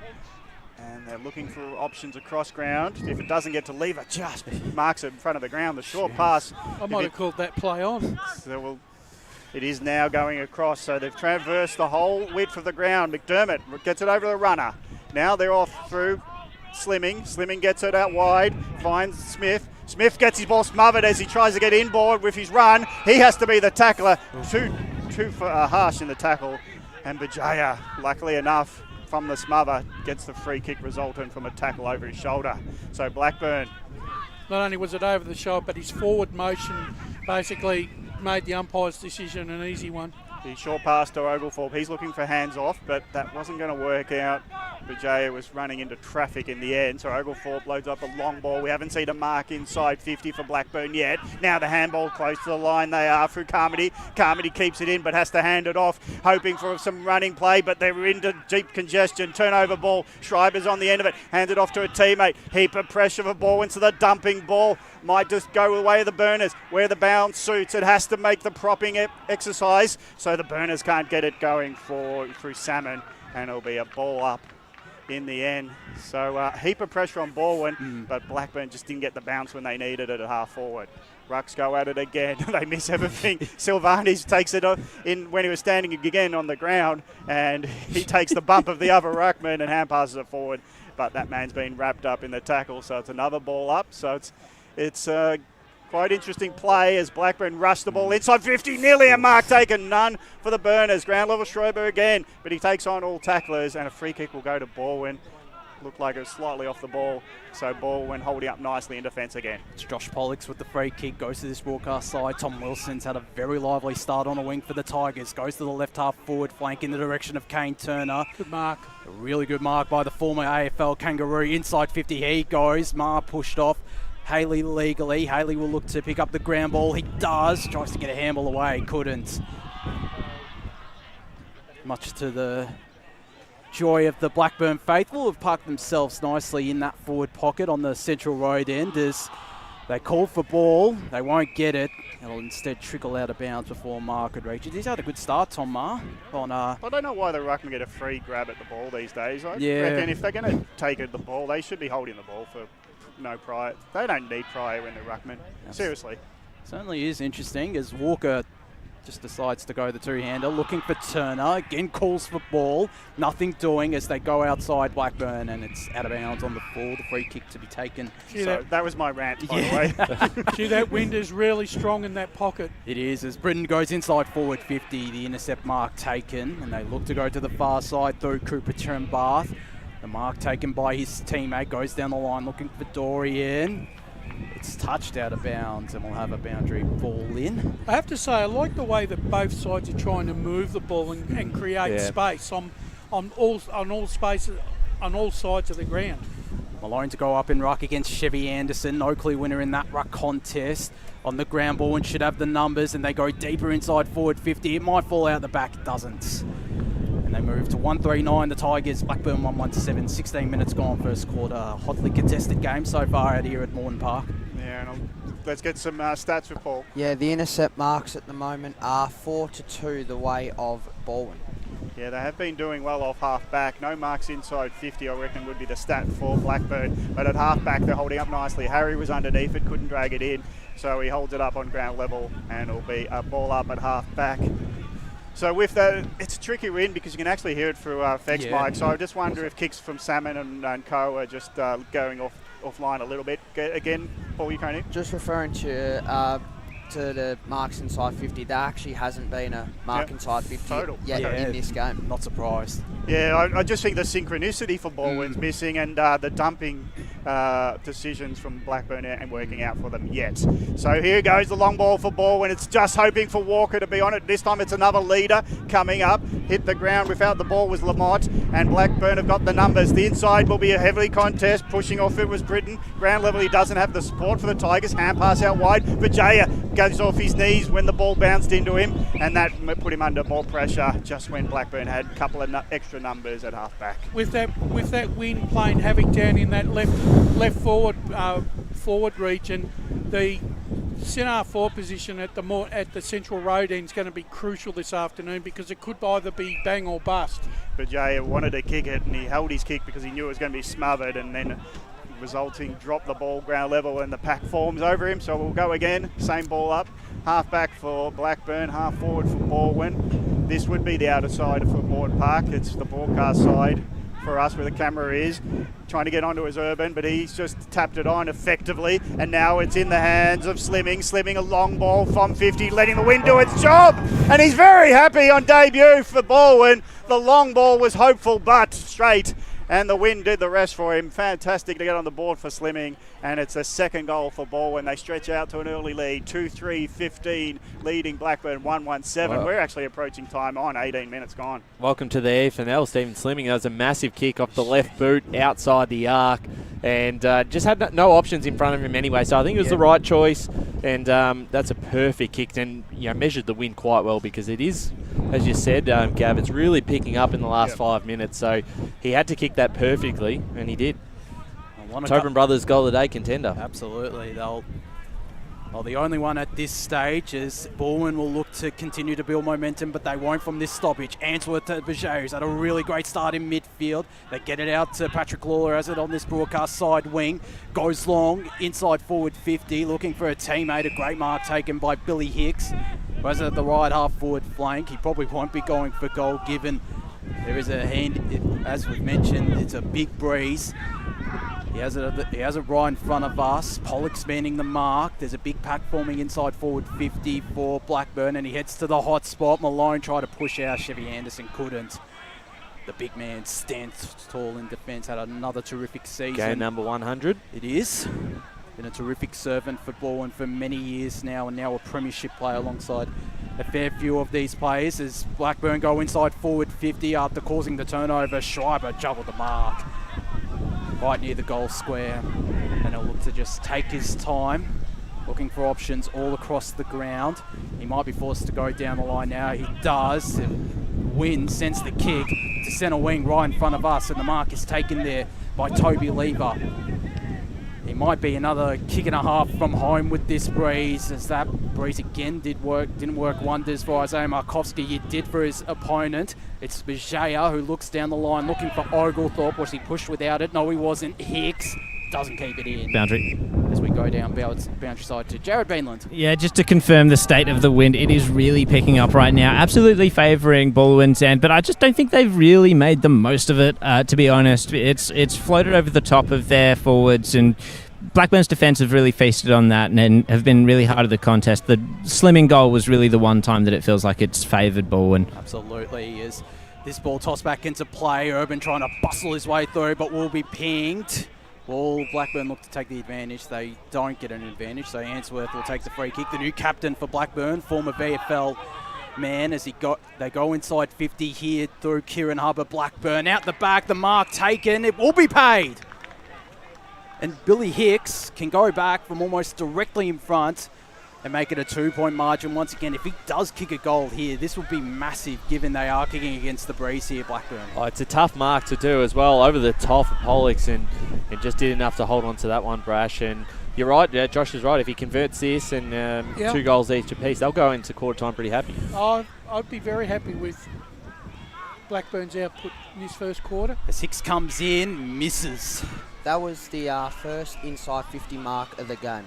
And it's a missed shot on goal from Billy Hicks. So 1-2-8 Blackburn, Balwyn 2-3-15, 21.5 minutes gone. We're into time on in this Eastland Match of the Round in the first quarter. Then again, you can't afford to be missing shots like that too, Ryan. I just wonder if the wind played with his head there, because I know in golf, when you got a 3-footer, you just go for the hole. And I reckon with this one, you just drive the ball into the goal sometimes. Don't worry about the wind. But it's a miss for Blackburn.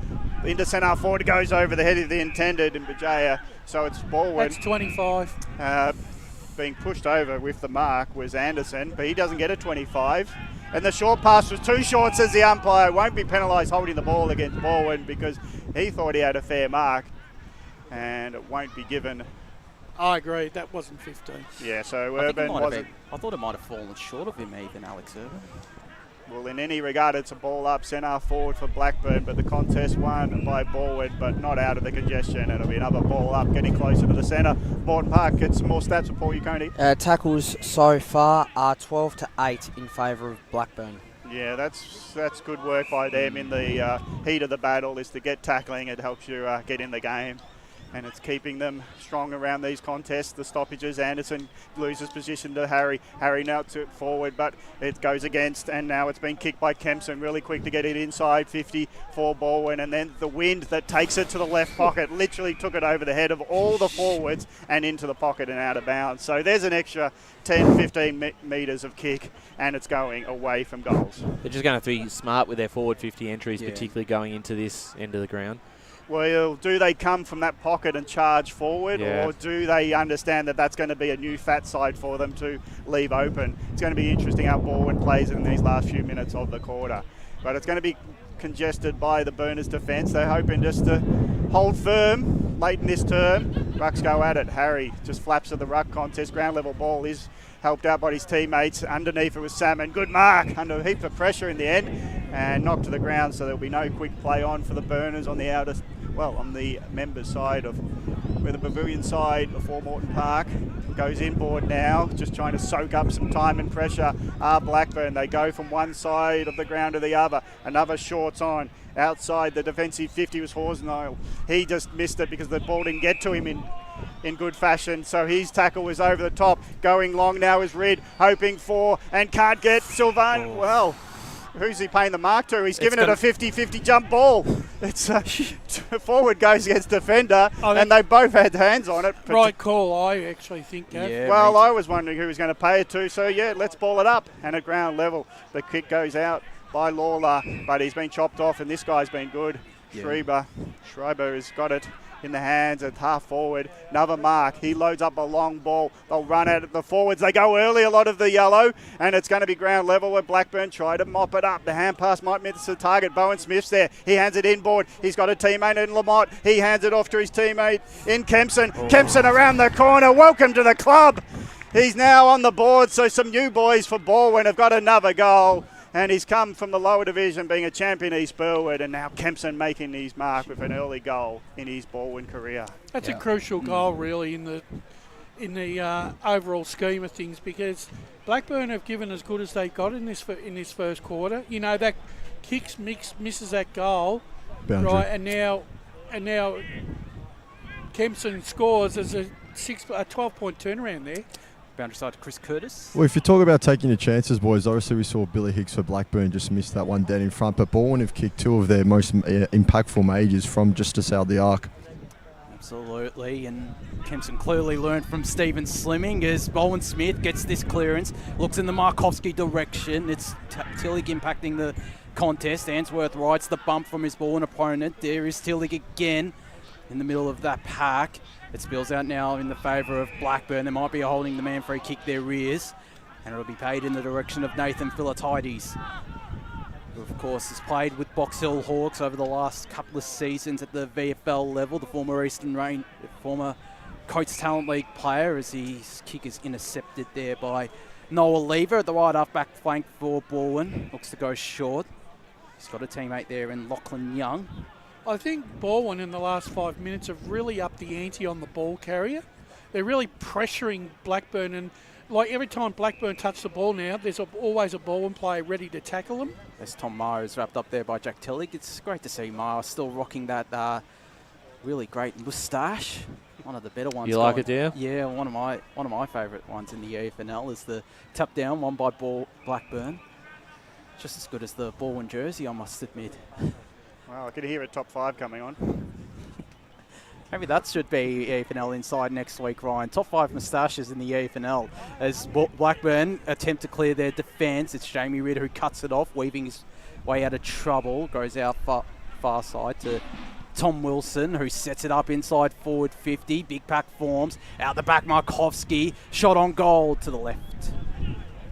3-4-22, Balwyn, Blackburn, 1-2-8, 27 minutes gone, first quarter. He was nearly the accidental marker, was Markovski. He was just standing there and the ball landed at his feet. Got to shut down this game now, Blackburn, for the final minute or so in this first quarter. Yeah, don't want to let a goal concede here. It'll be interesting if you play on long ball or try to keep it short. Looks like all short options are wrapped up. So there's the long ball out of defence, Blackburn, going what could be considered the defensive side. The wind taken towards the boundary. No mark taken by Trembuff underneath it. He's got some support. So the Burners, well, underneath it, going back with the flight. Oh, Lawler, great courage, great skill. Takes a mark under heap of pressure at the end. He knew it was going longer than he was standing. He went back with it, puts a long ball, calls out his teammate in Dorian to get to it, and he can't take the mark. He allows his teammate to come in, and the umpire seen he's paid a high free kick to second man in to the contest in Wood, and Wood was taken high when he got onto the ball. I think he exaggerated the tackle there a bit, Wood. He's lucky to get a free kick here. Well, we're right behind him, so I reckon he's got to put it left post and let it curl in from there. I agree with you, Gav. 40 metres out. You can see the arc just in front of him. What's the official wording on this arc? There's no numbers. I reckon it'd be about 45. Okay. Even that, maybe. Go with 45. So he's at 45 now, is Wood. Much needed goal for the Burners. It looks straight and the wind is helping it beautifully. It's on the roof and it's a goal for Wood, and the Blackburn team closed the gap as we approach quarter time. Blackburn, the host, 2-2-14, trail Balwyn 3-4-22. Nearly 29 minutes gone. And you go back onto the wing. It was a great contested mark there by Paddy Lawler to be able to set that up, get the inside 50, and one against the flow of play after probably 5 minutes of really dominant Balwyn football. To get one back, bring the margin to single figures going into quarter time is huge for Blackburn. It is massive. He knows how to find the big sticks, Daniel Wood. That's his 169th senior goal, most of which coming in his time at Whitefriars in the VAFA. Of course, he joined Blackburn last season, did Wood, and here with the Box Hill Hawks as this ball's still tossed up in the middle of Morton Park. Can Blackburn get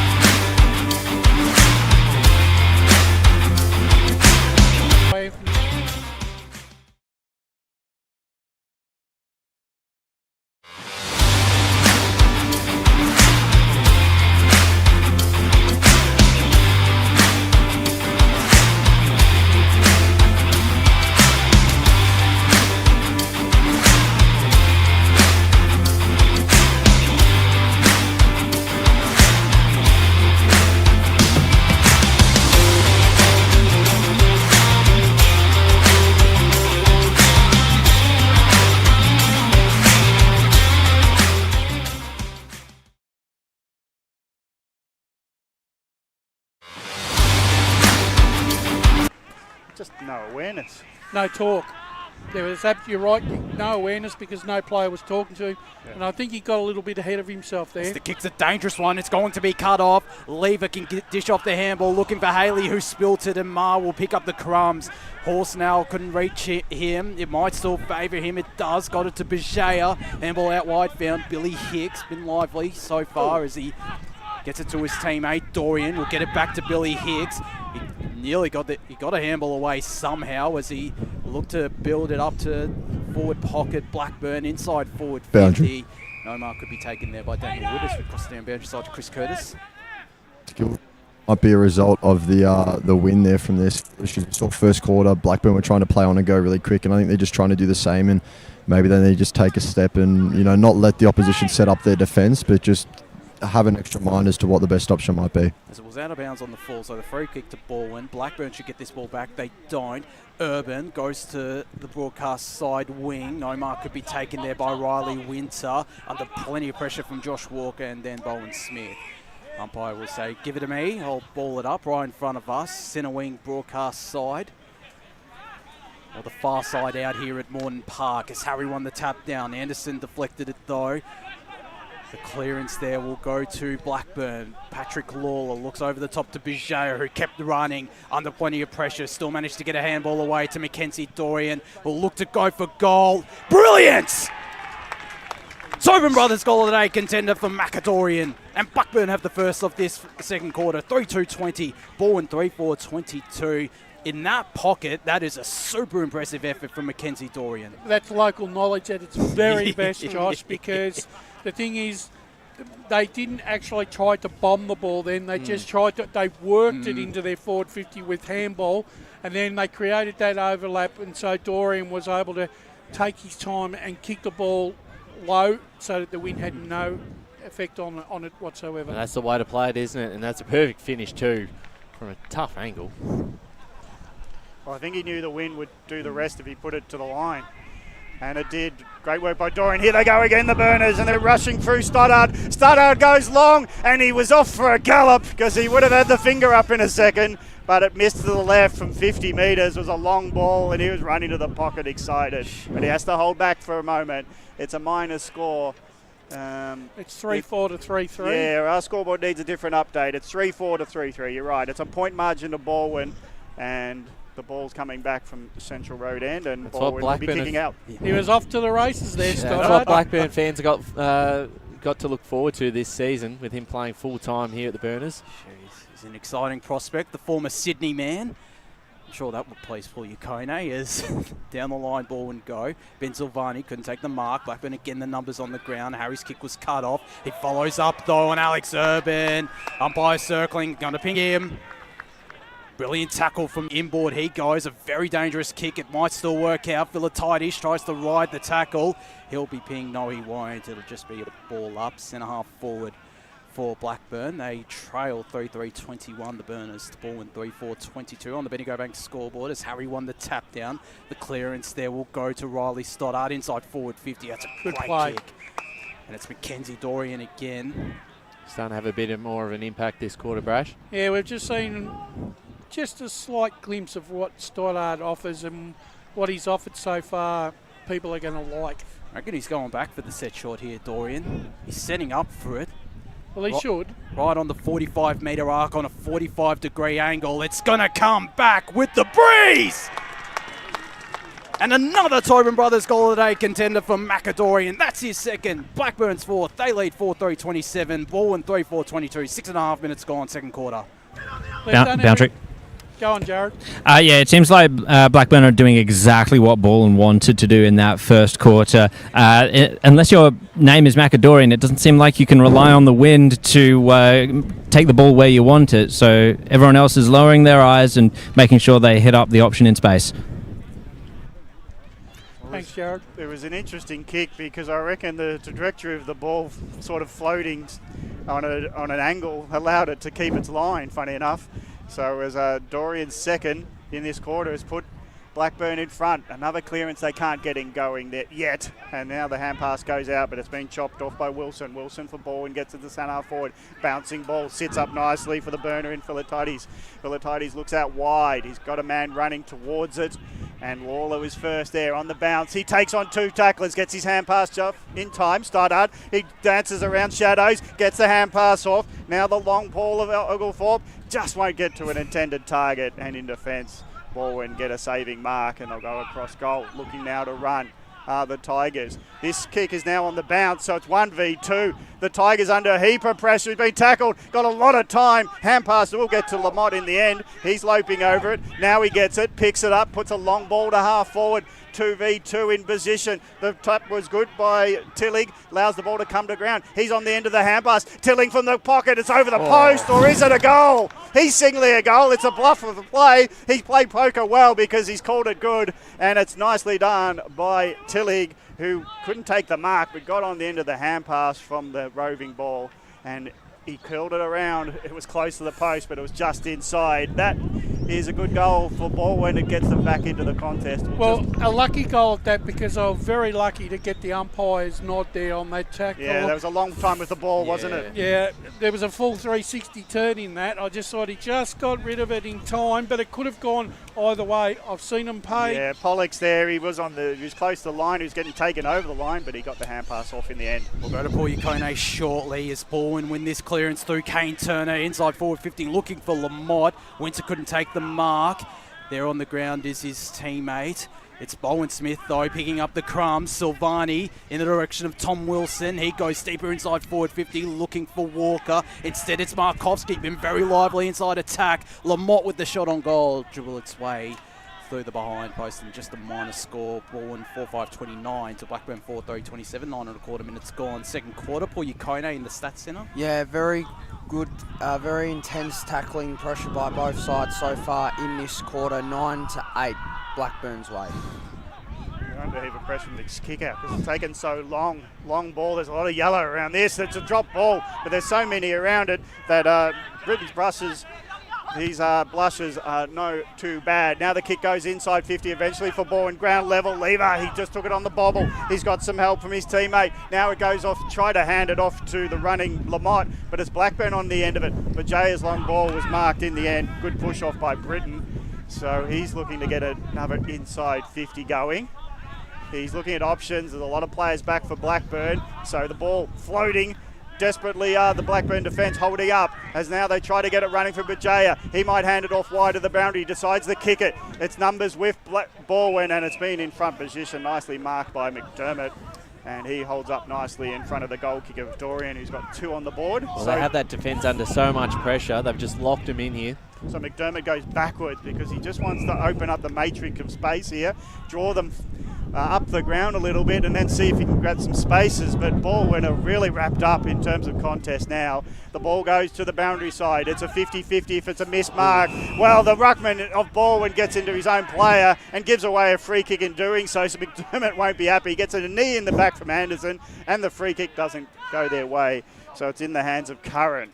Curran looking at options. He's just going to go long in the end. He'll go to the left pocket because that's where the ball will bring it back. Where's the Flyers? No flyer, but it's Balwyn in defence taking a nice mark, and it's that man Schreiber holding up again. Probably been one of the better players all day long for Balwyn, or so far I should say. As I say that, his kick's cut off by Jarrah Salmon on Blackburn debut. Inside forward 50, no mark could be taken there on the ground. Charlie Oglethorpe gets a snap away and misses to the right. Paul Yukone in the stats centre. Yeah. Sorry, Paul, got to interrupt you there. Ben Silvani's down here on the arc, and it's is in the hands of the trainers, and it's not looking great. He's had his injury troubles the last couple of years. Ben Silvani going around with the likes of East Keilor, Collingwood in the VFL, and it's not the ideal start to life in or back at He's ball up for him. up on his feet. I don't want to put the kiss of death on him, but maybe he's winded. He's clutching his stomach. The one thing I'm gleaning here is that both these sides are getting, 2 or 3 minutes where they can get some momentum going, but neither one are really able to take full advantage of it. They might get a goal here, but they're just not. Both sides, it's a really evenly matched game here. Balwyn called to play on from the kick in the pocket, so on the wing. Centre wing it goes. No mark taken. Quick again, go Balwyn, but this is higher than it's longer. So the defence will hold up beautifully. Nice mark taken by Winter. So Winter looks at options left and right at half back. He's going to keep to the right side. The ball will come into the corridor with the wind advantage. Anderson underneath it, drops it. And it was a drop ball by Young in the end. And now the quick kick in the forward line. And Blackburn have got an inside 50 mark. And this time it's Bajaya who's done a lot of work off half back, getting forward and taking a mark from a turnover ball. Drop mark, falls in the hands of the Burners. And Bajaya standing in the pocket takes a mark. I've liked their forward 50 entries this quarter, Josh. There was one before to Oglethorpe. He dropped the mark, but they're certainly keeping their eyes close.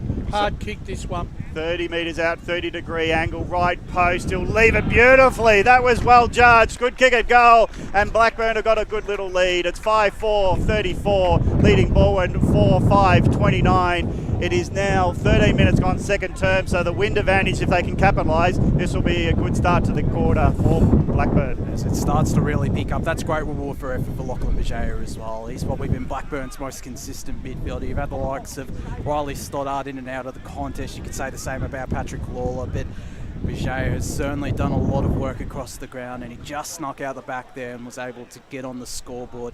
So the Burners, they've probably been the better side this quarter. Balwyn did have that patch of dominance where they kicked a goal, but they trail now the Tigers by 5 points, 34 plays 29 as we're back up in the middle. The tap down one by Liam Malone. He might get this ball back from Stoddart. He does. Handball out wide to Philatides. He's got a man over the top. He'll get it to him eventually, and Will Oglethorpe goes short to Patrick Lawler. And it wouldn't surprise me if he goes back. He wheels around. He might let the breeze work its magic. He nearly got it there, Lawler. He certainly had it in him. And it's just a minor score, 5-5-35. Blackburn plays Balwyn 4-5-29. 14 minutes gone, second quarter. We've got a one-kick game. It's a longer kick when you're left of with the wind pulling it left. You've actually got to go longer and wider and trust the breeze. And that was the hard part for the kick by Lawler. But he comes in and he does the tackling. So it'll be wrapped up for Blackburn at half forward. And they're doing a great job corralling Balwyn into their area. Territorial advantage is going to the Burners. They're getting it out of stoppages. Stoddard then was trying to get it going forward. Knocked the forward by Burners. And now Answorth got it forward to his teammate. It's on the end of it. And now it's Eppel who fires a ball from 40 metres out. And it was just tap on hand pass to Eppel, who was all on his own and running towards goal, gets another one for the Burners. And now they've got a good lead. It's now 12-point advantage. 6-5-41 leading Balwyn 4-5-29. That is a 4-goal quarter already 15 minutes in for Blackburn. Well, Blackburn are taking all the opportunities and creating those opportunities through hard work, and they've sort of built a wall.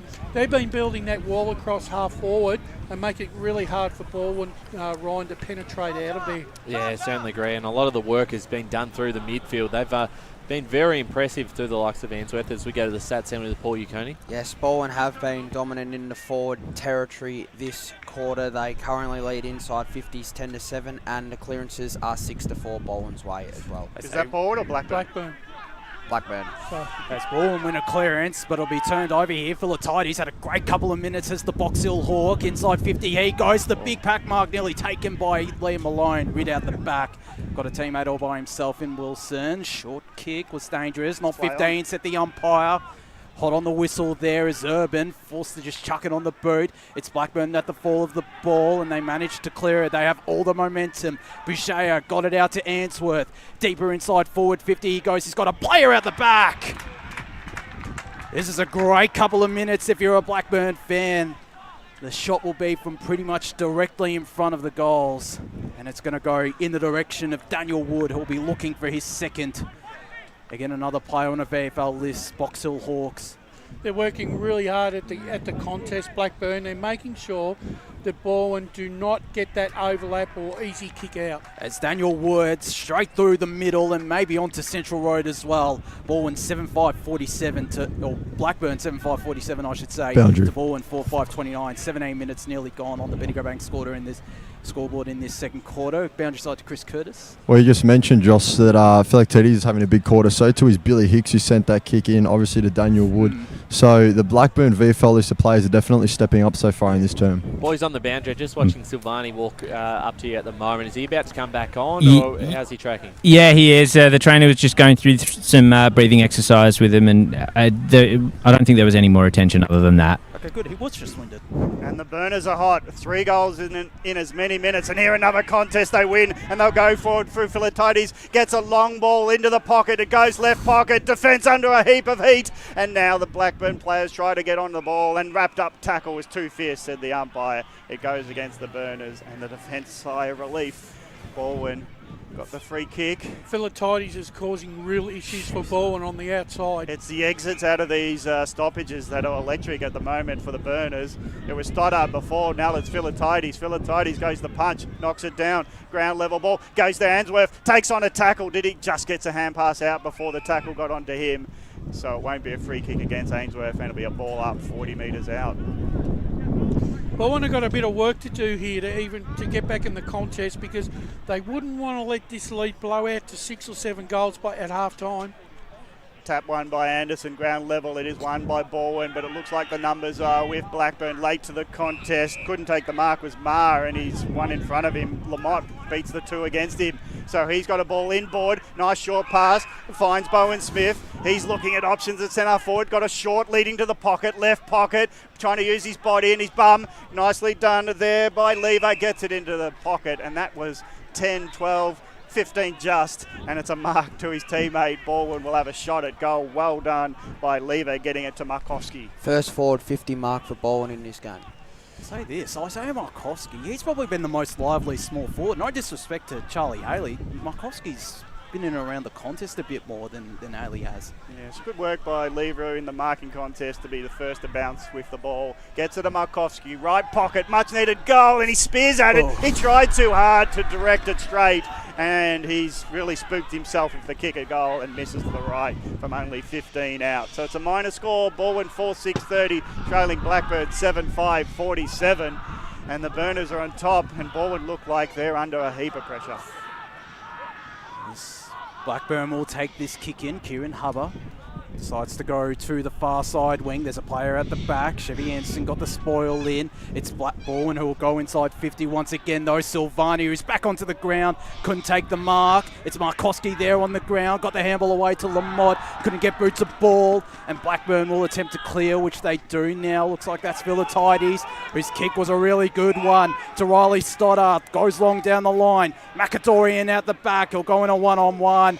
No mark taken there by Young on the ground. Locked up there. Hubba Bubba, what a goal save by Hubba. He was fantastic. He just smothered the ball in the goal square, and that is as good as a goal. I reckon we give an award for that. Oh. Well, who's sponsoring it? What, a pack of Hubba Bubba gum? As Hicks just didn't get it to stick. Just chucks it on the boot. It might fall for Dorian. It nearly did. He just fumbled the mark, and it's going to be a boundary throw in left forward pocket.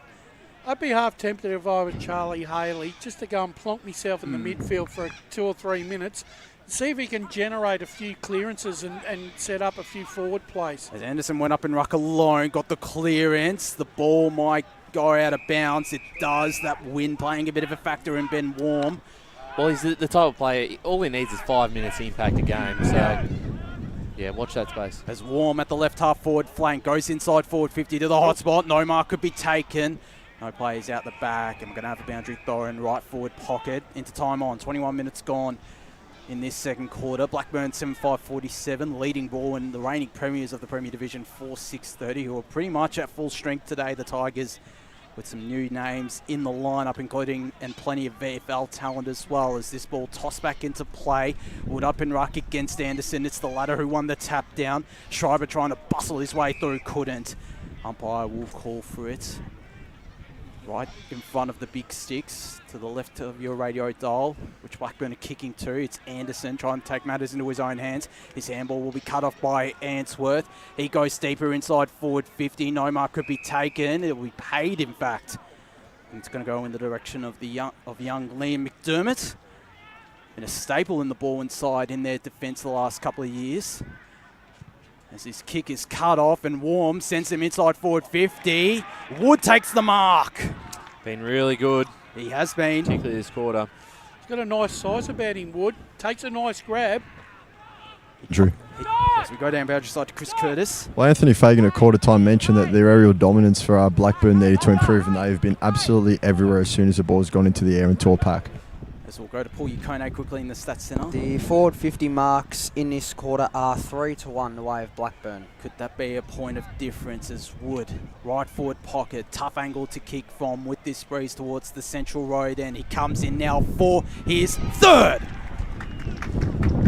And it's a 23-point advantage for Blackburn. 8-5-53, the Burners. The ball in 4-6-30. 22 and a half minutes gone, second quarter. This is turning out to be a really good quarter for the Burners and have deserved this lead, Ryan Long and Wayne Brasher. Yeah, absolutely, Brash. And they've been able to hit up targets up forward. They're creating those opportunities on top in the midfield and just almost with ball. And there's almost a little reminiscence of Vermont last week. Just little things, bits and pieces, maybe a bit rusty. A couple of things just not quite going their way. It's more reactionary than it is proactive, isn't it? Yep. Bucks go at it.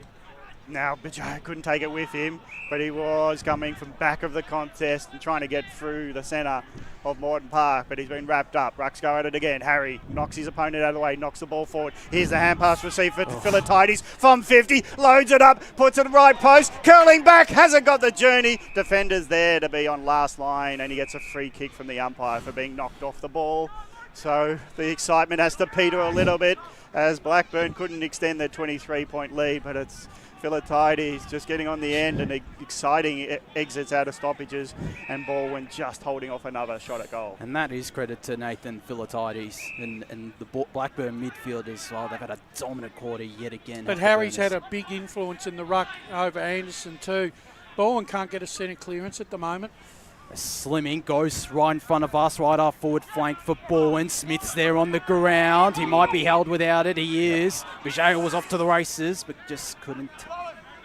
Is called back. And we'll give the ball to Balwyn Smith, one of the stars. They need a goal here, Balwyn, I reckon. They do, and Slimming will look to deliver it to them. Inside forward 50. The kick is cut off. Great mark taken there by Jarrah Salmon.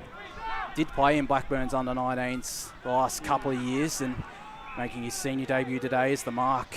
His kick is cut off and the mark is taken. Is that Young? It might be Lockie Young. In fact, it is. He goes inside forward 50 and his kick is cut off. So a bit of kick to kick at this moment. Riley Winter has a deep in defence for Blackburn and he sends it long down the line, looking in the direction there of Charlie Oglethorpe. His opponent beats him, but his handball will be cut off. Bijaya again, providing plenty of a great work rate and great kicking as well to his captain in Kate Answorth, who started to step it up in this second quarter. Inside 50, he goes with a great kick.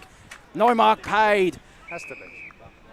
I think it hit the deck. Oh, did it? It might have been touched as well. And Bijay has worked extremely hard in this second quarter around the ground as well, accumulating possessions. As the shot on goal is from Jackson Carmody to the left. 8-6-54 Blackburn plays ball in 4-6-30. 25 and a half minutes gone in this second quarter. Paul Ukone, stats center. Yeah, inside 50s this quarter are 18-11 the way of Blackburn. So Blackburn really dominating the inside 50s this quarter. We've seen some examples of sideway movements on the kicks. Ainsworth kick into the forward line, went right to left, but stopped their short pass mark, and even kick out from Salmon earlier went right to left. So there's a lot of adjustment players got to do on field because any kick over 30 will be affected by the wind. This kick has dropped short for Balwyn. Ground level, can Urban and co get it going? He won't be because he's wrapped up, and it's out. Ball up, just close to the boundary line on the, I suppose it's the pavilion side of Morton Park, and it's time to take a score check. 26 minutes gone. Blackburn, who trailed at quarter time by 8-6-54, now lead by 4 goals, 4-6-30. Balwyn trying to get out of the congested area. Wrapped up in a tackle, and the Burners faithful shout for holding the ball. Umpire not up for that one. We made the call earlier that Charlie Haley might go into the midfield, and he's done just that. But there's his opponent, Ma, just taking it away from the stoppage. Beautifully called. Ma's kick won't find his intended. Under heap of pressure's Reid. Hands it off to a teammate who's been tackled by two. And they get the free kick. Do Blackburn. Now the long ball doesn't suit the forward. And coming in late was Carmody to the contest. And it's a free kick mark for Balwyn. But the numbers and the pressure around each contest is elite now for Blackburn. Didn't result in a mark inside 50, but again, it's Schreiber. Schreiber's got the kick outside 50, and a mark at 2 attempts has to go to Turner, not paid, so play on is called. Kick off the ground for Balwyn as the siren sounds for a fantastic second quarter by the Burners. 6 goals they added in that term to 1. Blackburn at half-time lead 8-6-54. Balwyn 4-6-30. It's a 24-point lead to the Burners at half-time. It's setting it up because I reckon we've got a great second half to come. We absolutely do. The major goal kickers, it's 3 to Daniel Wood, 2 to Macadorian, both majority of which for Wood and all for Dorian coming in that second quarter. Singles to Jacob Eppel, Lachlan Boucher and Charlie Oglethorpe lost for the Tigers. Isaiah Markowski, Stephen Slimming, Jack Tillich and Jamie Kempson, the only players to get on the scoreboard. We're going to go to a break here on the Eastland Match of the Round. When we return, we'll have the half-time show where we dissect a very interesting first half of footy out here at Bourne Park. It's Blackburn leading 8-6-54 to Balwyn 4-6-30. As Sarah opened her best friend Jackie's wedding invitation, she was overcome with a wave of emotion. While her 2 young boys wrestled on the floor, tears of happiness rolled down Sarah's cheeks as she saw the words she'd been longing to see. Please note, this wedding will be a child-free event. Well, Sarah, looks like we're off to Eastland for a new frock and some heels. And let's book in that babysitter. For all of life's little moments, there's Eastland. Eastland. Live real. Sprained your ankle, bursting through the banner, broke a finger high-fiving the ruckman, or did you run into the goal post again? For bumps, breaks or bleeds, be seen sooner, close to home at Knox Private 24/7 Emergency Department, the preferred provider of emergency care to the Eastern Football Netball League. You'll generally experience shorter wait times. You don't need private health, but there is an out-of-pocket fee. Be seen sooner, close to home at Knox Private 24/7 Emergency Department, 262 Mountain Highway, Wanturna. Do you feel good about your bank? Because there is a bank you can feel good about. They share their profits to fund big community projects, small community clubs, and vital emergency services. They've given $250 million to help Australian communities thrive. They have all the products and tech you expect from a big bank, with service you don't. It's Bendigo Bank. Feel good about who you bank with. Try Bendigo. Search bendigobank.com.au or search Bendigo Bank near me. Tobin Brothers Funerals wear their heart on their sleeve. Their clear and easy-to-use website and Memory Maker app make it easy for families to make an informed decision. Here's James McLeod, Managing Director of Tobin Brothers Funerals. We pride ourselves on being the most transparent funeral company. All pricing on goods and services are available on our website. It's all there for you to see and make very informed decisions when planning a loved one's funeral. Visit tobinbrothers.com.au. Tobin Brothers Funerals, celebrating lives. Do you want to study at the #1 sports science school worldwide? Study sport at Deakin and benefit from the most advanced sports facilities available, from running tracks to biomechanics labs, and decked out gyms to a climate chamber. Deakin have what you need to graduate ahead of the pack. Discover endless opportunities in sports science by visiting deakin.edu.au/sport. Deakin, proud sponsors of the EFNL.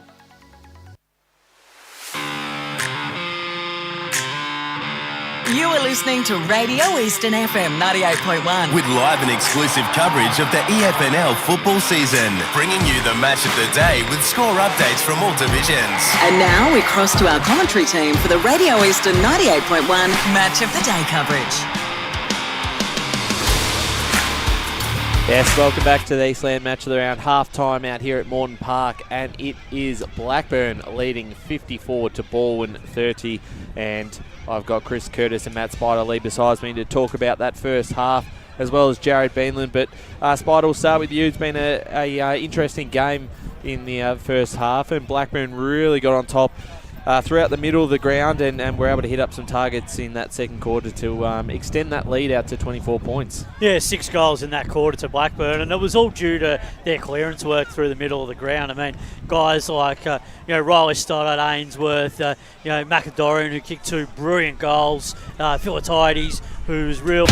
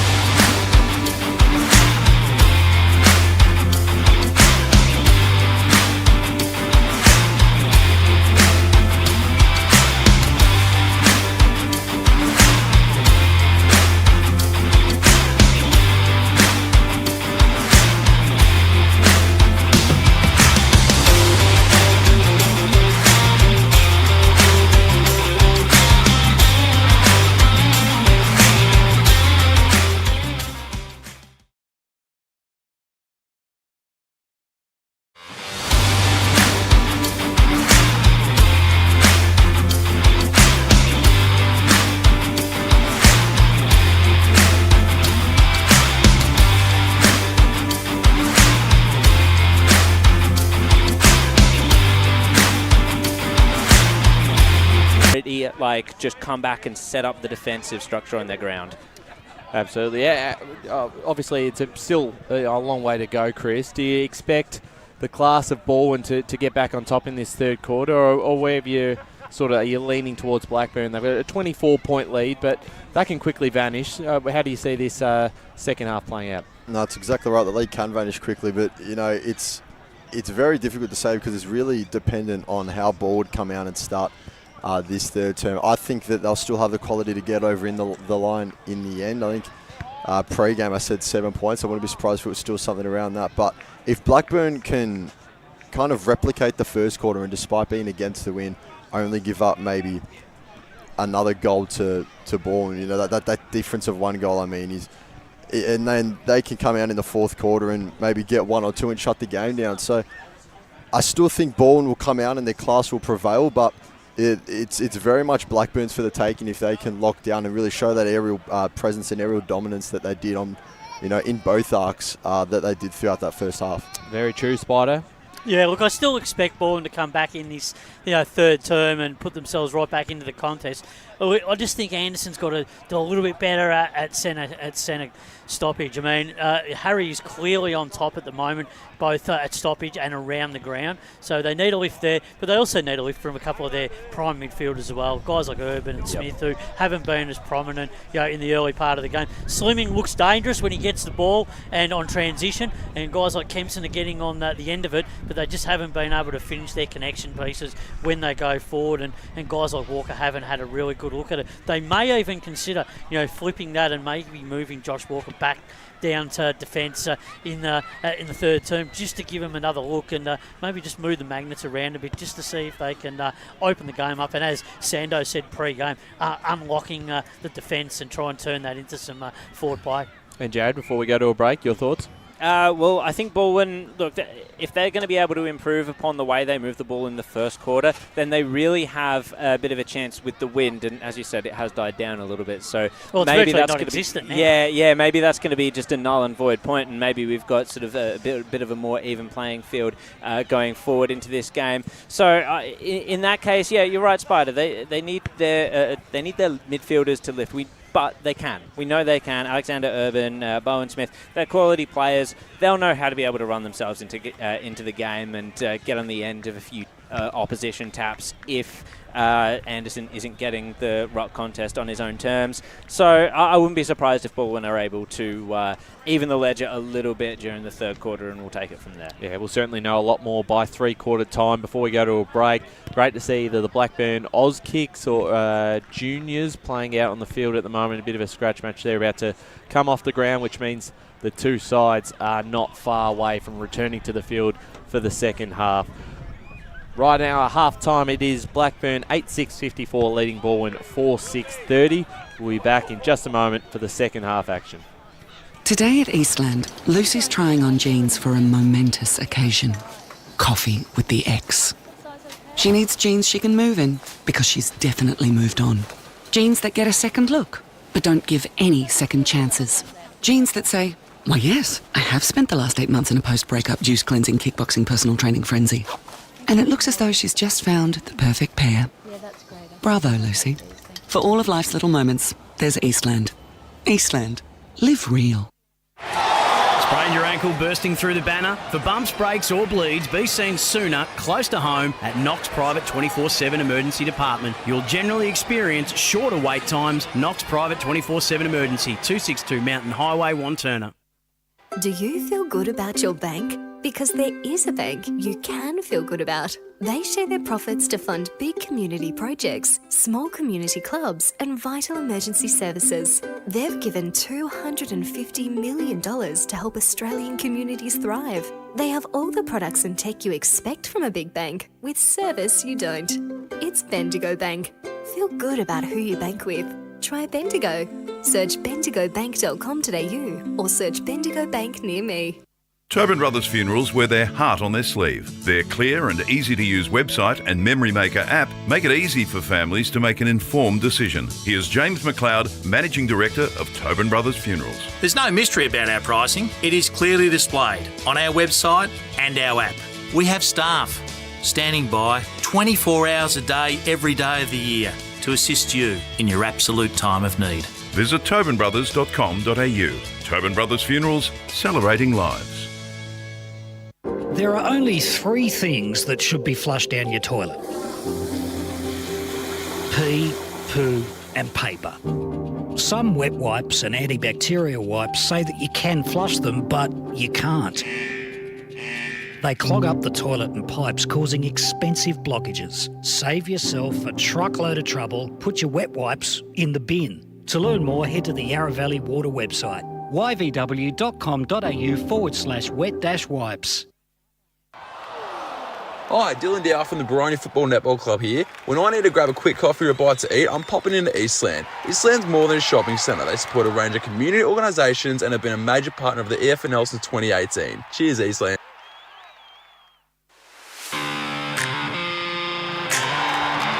You are listening to Radio Eastern FM 98.1. With live and exclusive coverage of the EFNL football season. Bringing you the match of the day with score updates from all divisions. And now we cross to our commentary team for the Radio Eastern 98.1 Match of the Day coverage. Eastland Match of the round live from Moreton Park. It's Blackburn, the home side, leading 8-6-54 to Balwyn 4-6-30. The reigning premiers of the Premier Division in both their first games of the season on this beautiful Good Friday. The sun did disappear for a little bit there, but now it's back out here at Moreton Park, and both sides are onto the park for the second half of this contest. Josh Woody alongside Gavin Casey, Ryan Long, Wayne Brasher, Paul Ukone, and of course Joe Beanland and Chris Curtis down on the boundary. What do Balwyn need to do to get back into this contest in the second half, Ryan Brash? Well, they've got to make the most of this quarter. I know the wind has died down, as we mentioned at half-time, but started to, obviously Blackburn started getting on top in those centre clearances. You go back to the first quarter when they did go down to the left side of the screen. A lot of their kicks were just long in hope. They ended up in that far pocket, the left side, and it just really wasn't the best use of their forward 50 entry. So they've got to find those targets. Josh Walker, I had a lot of attention on him, particularly in that first quarter. Get him involved. Those smaller forwards, Charlie Haley has been pretty unsighted for the first half. But these are guys it will take them 5 or 6 minutes of just some really good footy, Brash, and they can change a game. And then that's what, Charlie Haley, is the guy who could turn around this game in the quarter. Most definitely, and I also think they need to get a little bit more out of Bowen Smith and Alex Urban in the midfield. I just don't think they're getting the clearances as well as they hope. And the other problem that Balwyn have too is they can't afford to panic, right, when they are getting their ball movement out of the centre clearances that they possibly could win, because you'd be half tempted, because you're knowing you're 3 or 4 behind, is to go and bomb it long and hope that and take your forwards out of the play. But then on the other hand, if you do that, then you're basically opening up for Blackburn to basically man mark every Balwyn forward. And at the moment, one-on-one, Blackburn are winning those contests, Josh, in their back 50, and are able to move the ball quite nicely out of their 50 and move the ball through their midfield to their forwards. Which is probably Russ just coming off after that first quarter. That first quarter, they weren't really moving it all that well from defence to attack. It was just the midfield, which really allowed them to kick those 2 goals, and 2 very handy goals in that first quarter. It'll be interesting to see how they go kicking to the right of your radio dial, or what was against the breeze. It has started to die down out here at Morton Park. Started to get a little bit cooler, but still... No, it's still 30. Yeah. Is it 30, really? Yeah. Wow. Gotta love April. Certainly set up... I reckon the sun setting might actually have effect with the lower sun. Might have some effect. Let's go boundary side. Yeah, the breeze is definitely picking up a little bit again, and it's creating a little bit of a cooler environment. I suppose there's a bit of a, I guess, I wouldn't call it a wind chill factor, but like, you know what I mean. It almost seems like it's a bit of a fluky breeze, really. Yeah. Well, it's certainly going towards that left forward pocket. We saw some brilliant goals from McAdorian and some of the others. It's going to be interesting to see how Bourne are able to use it, as this second half of action is about to get underway out here at Morton Park. Gav Casey. Blackburn leading this Good Friday clash by 4 goals. 54 plays 30 as Blackburn get the first centre clearance. Can't take it with him was Oglethorpe. So ball went under a heap of pressure at half-back. Sharing it, hand pass.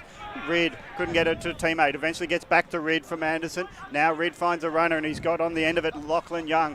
Lockie Young gets it down the line and beautifully marked on the lead by Tillich. He plays on because he kept his feet going as the defender fell over. Long ball, no mark taken. So ball went at ground level. They scrap for the ball. Get back to Urban. Urban took on the tackler as he tried to get onto his right foot, and it's holding the ball because his left wasn't... that was the only place available. He didn't want it. So coming right, he's coughed up a free kick for holding the ball. That's just smart football once again by Blackburn, not being able to exploit a weakness.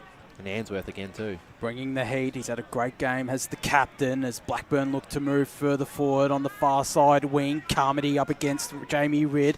Evaded him. Goes inside forward 50, looking in the Malone direction. Flew too early. On the ground is Slimming. Got it to Schreiber. Probably been Balwyn's best player so far. His handball was a really good one, and they're going to work it out here. Balwyn inside forward 50. The kick's cut off. Riley Winter in defence has stood tall, as has this entire Blackburn defence. Goes to this broadcast side wing. Will Oglethorpe got McAdorian over the top. Has it at the right half forward flank. Right in front of us. Well, he looked to just set it up. He's got Lee Malone as the deepest target. Jackson Carmody is circling. He heads in that Malone direction. Bourne should have the numbers. Blackburn managed to get it to ground, and getting to the clearing kick there is Stephen Slimming, although it might be cut off. It'll be a push in the back free kick going in the direction of Ben Warm. Free kick to ball. Blackburn, short pass finds Lawler. He's running on inside 45. Straight for the goals he goes, and he misses to the left. It had all the energy, but towards the goals it trails off. Misses to the left. And Balwyn look like a gassed. lack of communication or something. They look shocked. Plenty of yellow around there, but no one seemed There's to... a whole corridor open for him to run into, so I reckon that's a missed opportunity for the Burners through Lawler. Go to the far side, does Lockie Young. It's again Blackburn with the numbers on the ground. Lawler managed to dig a handball out. There's Philatides. Looks in the Carmody direction. It's Schreiber with the intercepted mark. Handballs it immediately to Rid. Got a handball over the top to Kane Turner. It's not a great handball though from Turner, and it's cut off. Blackburn have all the numbers. They could just go for broke or set it up to the forward pocket. Schreiber fumbles it out of bounds, and we're going to have a boundary Boundary. right forward pocket about 15 metres out from the Blackburn goal. Boundary side to Jared Beanland. I've been shocked with the amount of space that the the Blackburn ball carriers have had in Lawler and Answorth just absolute acres within a contest. Yeah, without Schreiber mopping up a few times, I reckon this lead could be even bigger for Blackburn. Lawler's on it, hands it off to Harry. Harry, short pass in, he's got a jumper at it. 2 grabs, can't mark dropped by Malone, so at ground level it's a scrap for the ball. And Malone come in late, he's put his hands through his face going, I've missed a mark there, I reckon. Let's get some stats from Paul quickly. Yeah, Blackburn have started like a house on fire in this third quarter. The inside 50s are 6-1 Blackburn's way. Malone did the ruck contest, got beaten to it, but it's gone close to the boundary line and out. So it's a ball in, deep in Blackburn's forward line. So Balwyn seem like they're just hanging on at the moment. A lot of hands on hips. I don't want to go the early call, but it looks like the energy levels are favouring Blackburn as they're Malone from behind. Can't get the tap going, but Lawler takes on the tackler. Doesn't get it onto the boot, drops it to the ground, but it will be with the Tigers, and they'll get out of trouble for now. Smothered ball, late interception by Oglethorpe with his hands. Harry's there, gets it back to Oglethorpe, dancing around, spins, gets it to Bajaya, left it behind on the ground. Harry picks it up, the big boy. He can't get the ball to his foot though, and now it's energy with Lever. Lever goes back into the contest to find his own space. Gets it across field, finds Lamont, and now it opens up to Urban at half forward. Now he's got open space, pass going in, nice energy here, bounce off the chest of Haley. Haley gets bouncing to the ball, his kick fires, and he had so many options in board that he's getting called out on it as he misses everything onto the left. No score for Balwyn, and it's now in the hands of Philatides taking the kick. I know obviously the end result wasn't great, but that was better transition from Balwyn. Still good defensive effort from Tom Maher. He's certainly done well on Charlie Haley, but right there, Ryan. We'll go down boundary side shortly to Chris Curtis as Philatides goes to this broadcast side wing. Harry the meat and the sandwich. It's his opposing rock, Chevy Anderson, who got the spoil. Slimming got the ground ball. The kick might go out of bounds. It doesn't. It's touched over the line for a boundary throw-in. Boundary side to Chris Curtis. Yeah, but come off with the blood rule with a cut just above his eye. That was Bajaya from Blackburn. Thanks there to Chris Curtis. Lockie Bajaya has certainly been one of Blackburn's best, if not the best player on the ground so far for the hosts, who lead 55-30 as they look to get this clearance. Lawler looks like he's working his way up the ground a bit more to start this second half. Love a ball up. Left half forward flank for Balwyn. Harry with the leap. Couldn't take get the tap down. He gets the clearance though. Carmody will pick it up very, very cleanly. Got the handball away immediately to Jarrah Salmon inside forward 50 looking in the Malone direction. He's against Schreiber. Could have been holding the man. It wasn't. There'll be a free kick paid to Malone. I would have called that play on then. Yeah. Well, he was the first man to hold on to his opponent, actually, in the contest. I actually think that one thing that Balwyn are doing exceptionally well, Ryan, is the back six of Blackburn have taken ownership of the spine and they're forcing Balwyn wide on both flanks, so they're not getting any easy shots on goal, and they're being forced not be able to score properly. Yeah, that's right. As Malone from right on the 45-metre arc on a 45-degree angle for his first goal in the red and black. Yeah, that's a good kick. That's a great kick from the former Heathmont man and former East Ringwood man as well, and it's great to see his teammates get around him. Malone with his first, Blackburn with their ninth, their 9-7-61, Balwyn 4-6-30. We've played 6.5 minutes here in the third quarter on the Bendigo Bank scoreboard. Well, Gav, there was a lot of talk at half-time on who's going to strike first, who's going to get that first goal, and where the momentum's going to go. The fact that it's gone Blackburn's way, and the fact that in 6.5 minutes it has been all Blackburn with the inside 50 entries, and they just look like they've got all the energy and they're on top in the contest through the middle of the ground. They're going to take a lot of beating from here. Yeah, the fact that that's only the fourth goal out of 13 to that end.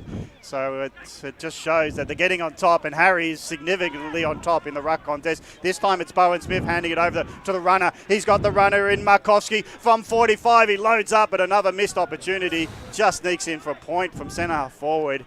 He hooked it, and the wind that is still prevailing took it away from goals, and a minor score for Balwyn. Their first, well, they don't have many centres. You got that stat for centre clearances because they're not getting as many as Blackburn, that's for sure. 4-7-31, trailing Blackburn 9-7-61. As the kick in, looks like it's Philatides again. Certainly racking up those disposal numbers, of course, for Premier Data as it goes to Tom Ma, far side wing he elects to go to, and a really great mark taken there by Liam Malone. Worked his way up the ground, the former Jet, inside forward 50. He looks in the direction there of Daniel Wood. It'll fall short of him. There's a high free kick going in the direction of the Tigers. And the free kick will go in the direction of Lachlan Young. Of course, Cullen's VFL captain last year. Young come across the ball, and a very handy inclusion for the Tigers in defence as they have it now in attack of the right half forward flank. Around 50 metres out, and we're going to have a stoppage. Boundary.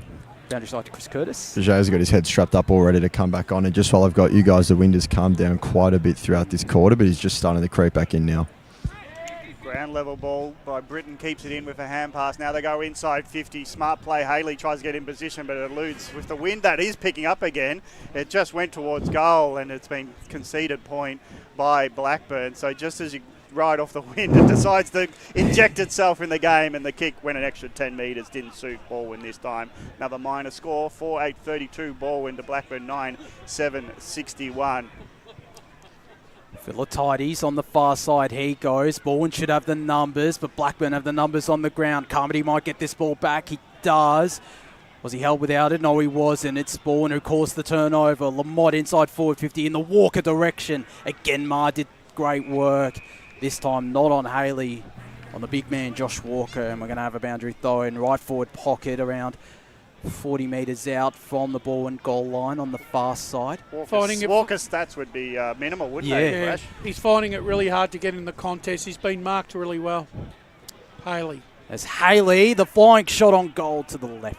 I just need one of those to go through. They do look a little bit more lively in the last couple of minutes. Missing chances though, 4-9-33 the Tigers. Well, that's where Walker can get involved, ruck contests, and get Haley at ground level. Haley's getting involved. I haven't seen much of him early, but he's having shots at goals. He's getting involved. Now a teammate trying to work up the ground is McDermott. Hands it off to his teammate at Wilson. Wilson kicks it when he had no room to do so, and without room, he kicks it out in the full. He probably didn't have an option inside that he thought was going to be safe. Well, outside's out on the full, and that's where it's finished. So the kick now for the Burners. From half back to half forward they go. Right in front of us. The big pack forms. At ground level, Blackburn have dominated in recent times, but it's close to line and out of bounds. So it's fantastic for our cameras and for us to see the play so close. We're going to see the exertion here at close quarters. It's going to be fantastic.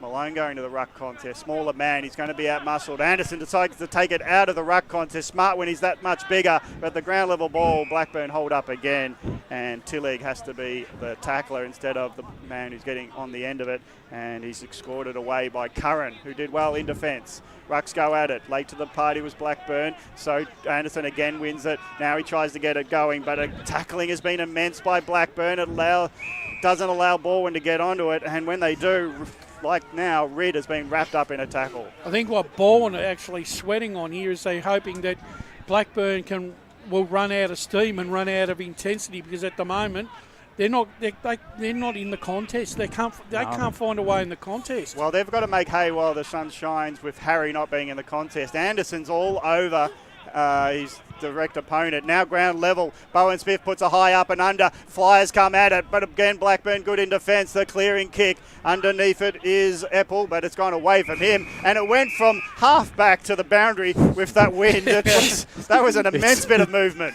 It's definitely still there. It's there. It's still there. It might not be breathing heavily, but it's definitely alive.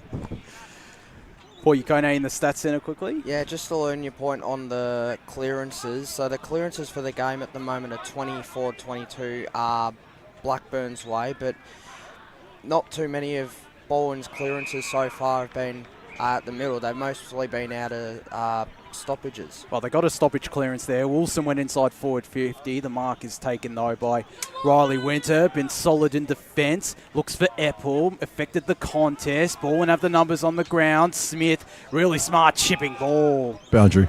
And the mark is taken there. Could be Billy Gerard Kett. We go down to Chris Curtis on the boundary. Kieran Hubber, 23 for the Burners, just limping and favouring one of his legs quite heavily there off the back of that marking contest. See him running off. It's concerning. Solid game in defence, as has this entire Blackburn defence. There's Billy Gerard Kett. Only his third game of senior footy for his first senior goal from right on the 45-metre arc. It's to the right, drifting back, and the mark is taken. Josh Walker. There's a way to affect the contest from the big man, Josh Walker. Will he be able to convert, though? It's a tough angle he'll be kicking from, but almost 5 metres out from the goal line. Hand his match fee in if he misses this. The former Lion, Cat and Kangaroo. I think he has gotten it through. That's a goal. He has. So there's Josh Walker's first of the season of the game. 5-9-39 Balwyn. Blackburn 9-7-61. 13 minutes gone, third quarter. And a timely goal here for Balwyn because it was basically against the run of play, really. Yeah, and he might have been a little bit frustrated this afternoon that he hasn't had an opportunity until now to really get his hands on it and made the most of it. So very important goals. We go to the stats centre, Paul. Yeah, Balwyn have taken 2 marks, 2 forward 50 marks in this quarter to zip, which is more than the one. They only took 1 forward 50 mark in the first half, Balwyn, so. Now it's a smaller ruck of Tillig for Balwyn, noticing that they've still got Malone in the ruck. Has Blackburn. The kick off the ground was smart because it's in the hands of Eppel for Blackburn, so they get a centre clearance and a lucky mark and centre forward. Eppel loads up a long ball. Who's he got? It might be a ground level that they're hoping for because, well, Silvani took the mark, what he thought was a mark. Now he's pushing off the raiding tackers because he's been called to play on. I don't know where he's off hands, and he's a bit stiff, Silvani, because I'll give him the mark from here. It didn't look like it was touch, Gav. No, well, he was called to play on. It's out of bounds in the pocket, so more defending for the Tigers to do. Rucks go at it.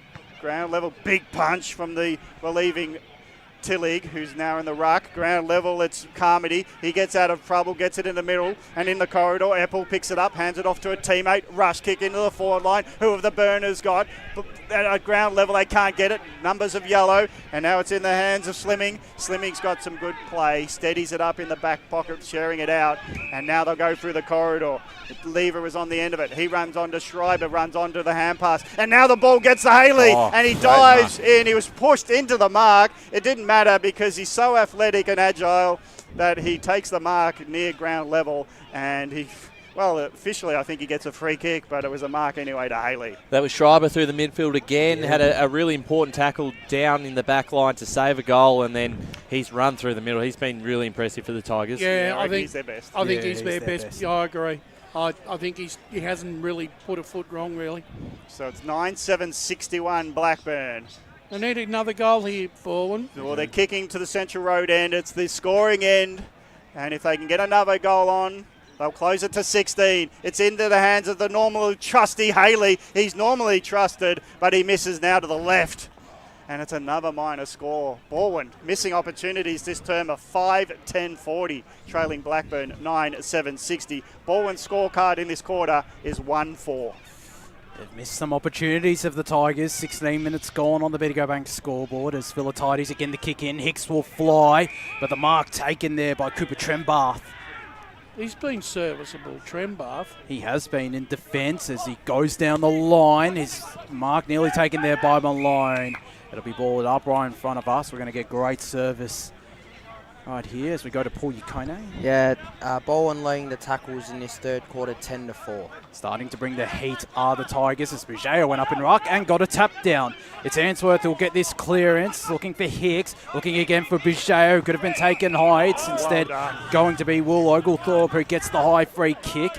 Had a decent game on a wing as Oglethorpe. He lent his shoulder into that tackle, Pearl. He did really well as he goes inside forward 50, looking for Wood. Plenty of players in this contest, though, including Ben Silvani, who just bustles his way through, chucks it on the boot. Oglethorpe couldn't take the mark at the right up forward flank. Blackburn look to re-enter forward 50 through Jacob Eppel, goes to the hot spot. Wood's there. The spoil from Balwyn on the ground. Will be go through. It does! Macadorian picking up the crumbs. He gets his third. Blackburn get their 10th, 10-7-67 the Burners. The Balwyn 5-10-40, 17 minutes gone. That's a poor spoil. Kane Turner, that's a poor spoil. That's inexplicable for a player of his experience. Punching it back into the centre corridor when there's a mob of Blackburn players. Yeah. I don't think he realised that he was the only one actually flying for the contest. There was a Blackburn player in front but didn't actually really go for it. So it was actually quite an easy mark, but... Yeah, Stoddard was nearly on the end of it, but he got tackled as he hoped to get on the end of it. But Dorian, third goal on the board, and it's a great one for Blackburn. Going to the non-scoring end so far in this game. They've added their second for the quarter. It was such a momentum killer too, Gav, when they just looked like they were just starting to get back on top. It's got similarities of last Sunday's game, doesn't it? It does, yeah. 27-point advantage. Here goes another centre clearance on the second attempt. They try to get out of the yellow tackles, but trying to work his way was Bajaya, but he, with the bandaged head, has now got another injury to consider. I think he's stretching the calves or hammies. Already. It's a hot day, and all that running is going to get to your legs eventually. It's come early for Bajaya. Harry's tap was shark by Schrober. He's been good. Now the ball, though, and the bounce has been cut off by Curran. He leaves it behind. He's trying to hope his teammate in Winter will help him out. Now Balwyn get onto it. Anderson gets a quick kick going forward. Urban, it's only 5 metres. Got to play on. Got hammered by a tackle. Now Blackburn on defence, outnumbered, but if they can get a hold of it, they're off, and they will get on the end of it. Now running onto it is Philatides. From half back to half forward, suddenly go Blackburn, but in the back position, conceded free kick. And Pollux is the only one for Balwyn to stave off Blackburn there. His kick across ground might set up beautifully with Slimming. Running, he's trying to run around the second tackler. He hand passes in front of himself. The umpire says it's not holding the man after he got rid of it. So the turnover kick goes the way of Blackburn. 1 onto 2. Now the mark in the pocket will be taken by Carmody, and it came from Malone as the turnover ball by Slimming taken on the tackler. There's going to be now a shot on goal for Blackburn. Kicks this. This is the Tobin Brothers goal of the day. This is a very tough shot out here at Morton Park. Boundary. Well, it sounds like I'm blaming Slimming for taking on too much, but he really didn't have many options once the kick went his way. He was forced to play on with the kick forward, and then he just ran into a wall, and it's now finishing with Carmody. 45 metres out, boundary side. This could be goal of the day just by degrees of difficulty. If it's diving, this will go for gold if he gets this. Carmody from the pocket, from the boundary line, right foot hooks it all and misses all. It's still a marking contest and conceded out of bounds, so it's a boundary throw. And let's go across ground to Chris Curtis for a boundary comment. Yep, Kieran Hubbard just got quite a bit of work done of that right knee, and he's now back on the field. So it's Balwyn deep in defence, trying to hold off Anderson against the smaller player Malone. Ground level, won the tap down to Markowski. Markowski needs help. Urban got underneath it, so Blackburn have got it. Shot at goal, flying around the corner. Last line mark taken by Balwyn, and they've got all the defenders. And a short pass finds Young. I think it was Pollux who took that intercept mark as he does get it to Young, the former Kangaroo and Bulldog at the AFL level. This game littered with ex-AFL talent across both Balwyn and Blackburn, as Balwyn managed to work it out to the far side. The mark taken by Will Lamott, one of their rising stars down the line. A great kick to Aaron Britton. Come back to Balwyn after spending a season back up in Shepparton. Inside 50 he goes, or just short of it. Finds Alex Urban at the right half forward flank. Will just look to settle it down a little bit. Urban goes inside forward 50. The diving mark taken. And it is the big man, Josh Walker. If he does kick this, this is going to be the Tobin Brothers goal of the day, because it is a very tight angle. And boundary. They need a couple of goals in red time here, Balwyn, to stay in the contest, I feel. He's going the check side here from about 40 metres out to the right. And a minor score. Gavin rounds captured you, check side. It's called a banana in Victoria. Or as BWS calls them, a boo-na-na. We go down voucher side to Chris Curtis. Yeah, Hubbard actually just after going off. Hubbard just came off in case they cut out there, so we'll keep an eye on him. Might go to the doctors at 3/4 time, see what they say. Thanks, Chris. Yeah, we might need his mic to go to the doctor. Getting cut out there a little bit, but getting... Nothing that the magic spray won't fix. Yes. So it's a stop in play just because the ball's only just got into the fullback's hands. Long kick out. Blackburn, nice mark, standing underneath it was Winter. He's had a good game, this bloke, at centre half back. And now he's doing the stretch. So he gets up gingerly. He's got to do the calf stretch from ground level and from standing up. So I don't reckon he'll want to kick this. He'll want the hands. He does hand it off. But there's a heap of pressure on the kicker. It's a smothered ball that will finish in Schreiber's hands. So comedy of errors. And now it's a free kick of an error in the tackle by Schreiber, throwing it away. So Blackburn lucky to get out of trouble because the cramp nearly turned into a turnover. So kick. Now is another cramp on Bajaya. He's feeling for his right calf. There's 3 players on screen at the moment who are I struggling. just wonder if Balwyn can get some energy. Last quarter, they've got to get close, because if there's cramp going around the ground, but the hand pass is a flying hand pass by Oglethorpe, gets it towards his teammate in Carmody, but in defence it's Balwyn first to the ball, getting the free kick in defence, and whistle's going many times. It's in the hands of Turner. Turner's short pass finds Young. Young looking at Turner to get a hand pass receive. He runs on, gets an over the top kick to his teammate, and now Balwyn through their teammates going along the outer side or the pavilion side. This time they can't connect with a mark, and it'll be out of bounds. Wasted kick there by Silvani. Had to do better with that kick, because he was really under no pressure then. Yeah, that's it. So as soon as they get run though, Balwyn, they're just seeing a wall of players in front of them, and they just can't connect all the way to the forward line. Taking on the tacklers now, trying to get it going was Makowski. Eventually they get out of trouble, but the wall of defence is set up nicely again for Blackburn. Tackle applied by Makowski was too fierce in that it was over the shoulder apparently, or no, that's just a quick whistle. Ball up. He's had a great game, Isaiah Markowski. Probably been Balwyn's second best player. As here goes Charlie Haley. And a free kick. It must have been a shepherding, because he was running into Did he kick it anyway? No, obviously it doesn't count. But well, he wasn't celebrating like he kicked it. Oh, if he did kick it, he would have let everybody know about it, Charlie Haley, especially given he hasn't had the biggest impact today. He's had an impact this third quarter, but he still hasn't impacted the scoreboard with the 6 points as Blackburn work their way through their defence. Go to the far side wing. No mark could be taken. Did really well there, though, by Billy Hicks to affect the contest, and we're going to have a boundary throw-in. And that's a problem, Josh, when you're playing forward pocket. It's either feast or famine. Pretty much. Who knows? He might have a patch in that final quarter where he kicks 2 or 3 goals. He's going to need it. He absolutely. Same for Walker as well, as they might get a 2 Walker here, Balwyn. They don't. It's Blackburn again holding up really well in defence. The kick was dangerous. That was dangerous. He's becoming a liability, Walker, on that fullback.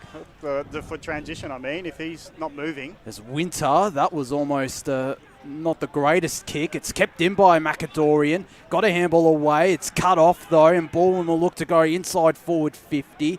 Got Walker in a one-on-one. Pushed out Winter legally. And the ball will bounce out of bounds for a boundary throw in left forward pocket. 25.5 minutes gone. Brash, what I was meaning is Winter could run off him. He could. How long do you reckon this quarter will go for, Brash, actually? I think around 29, 30 minutes.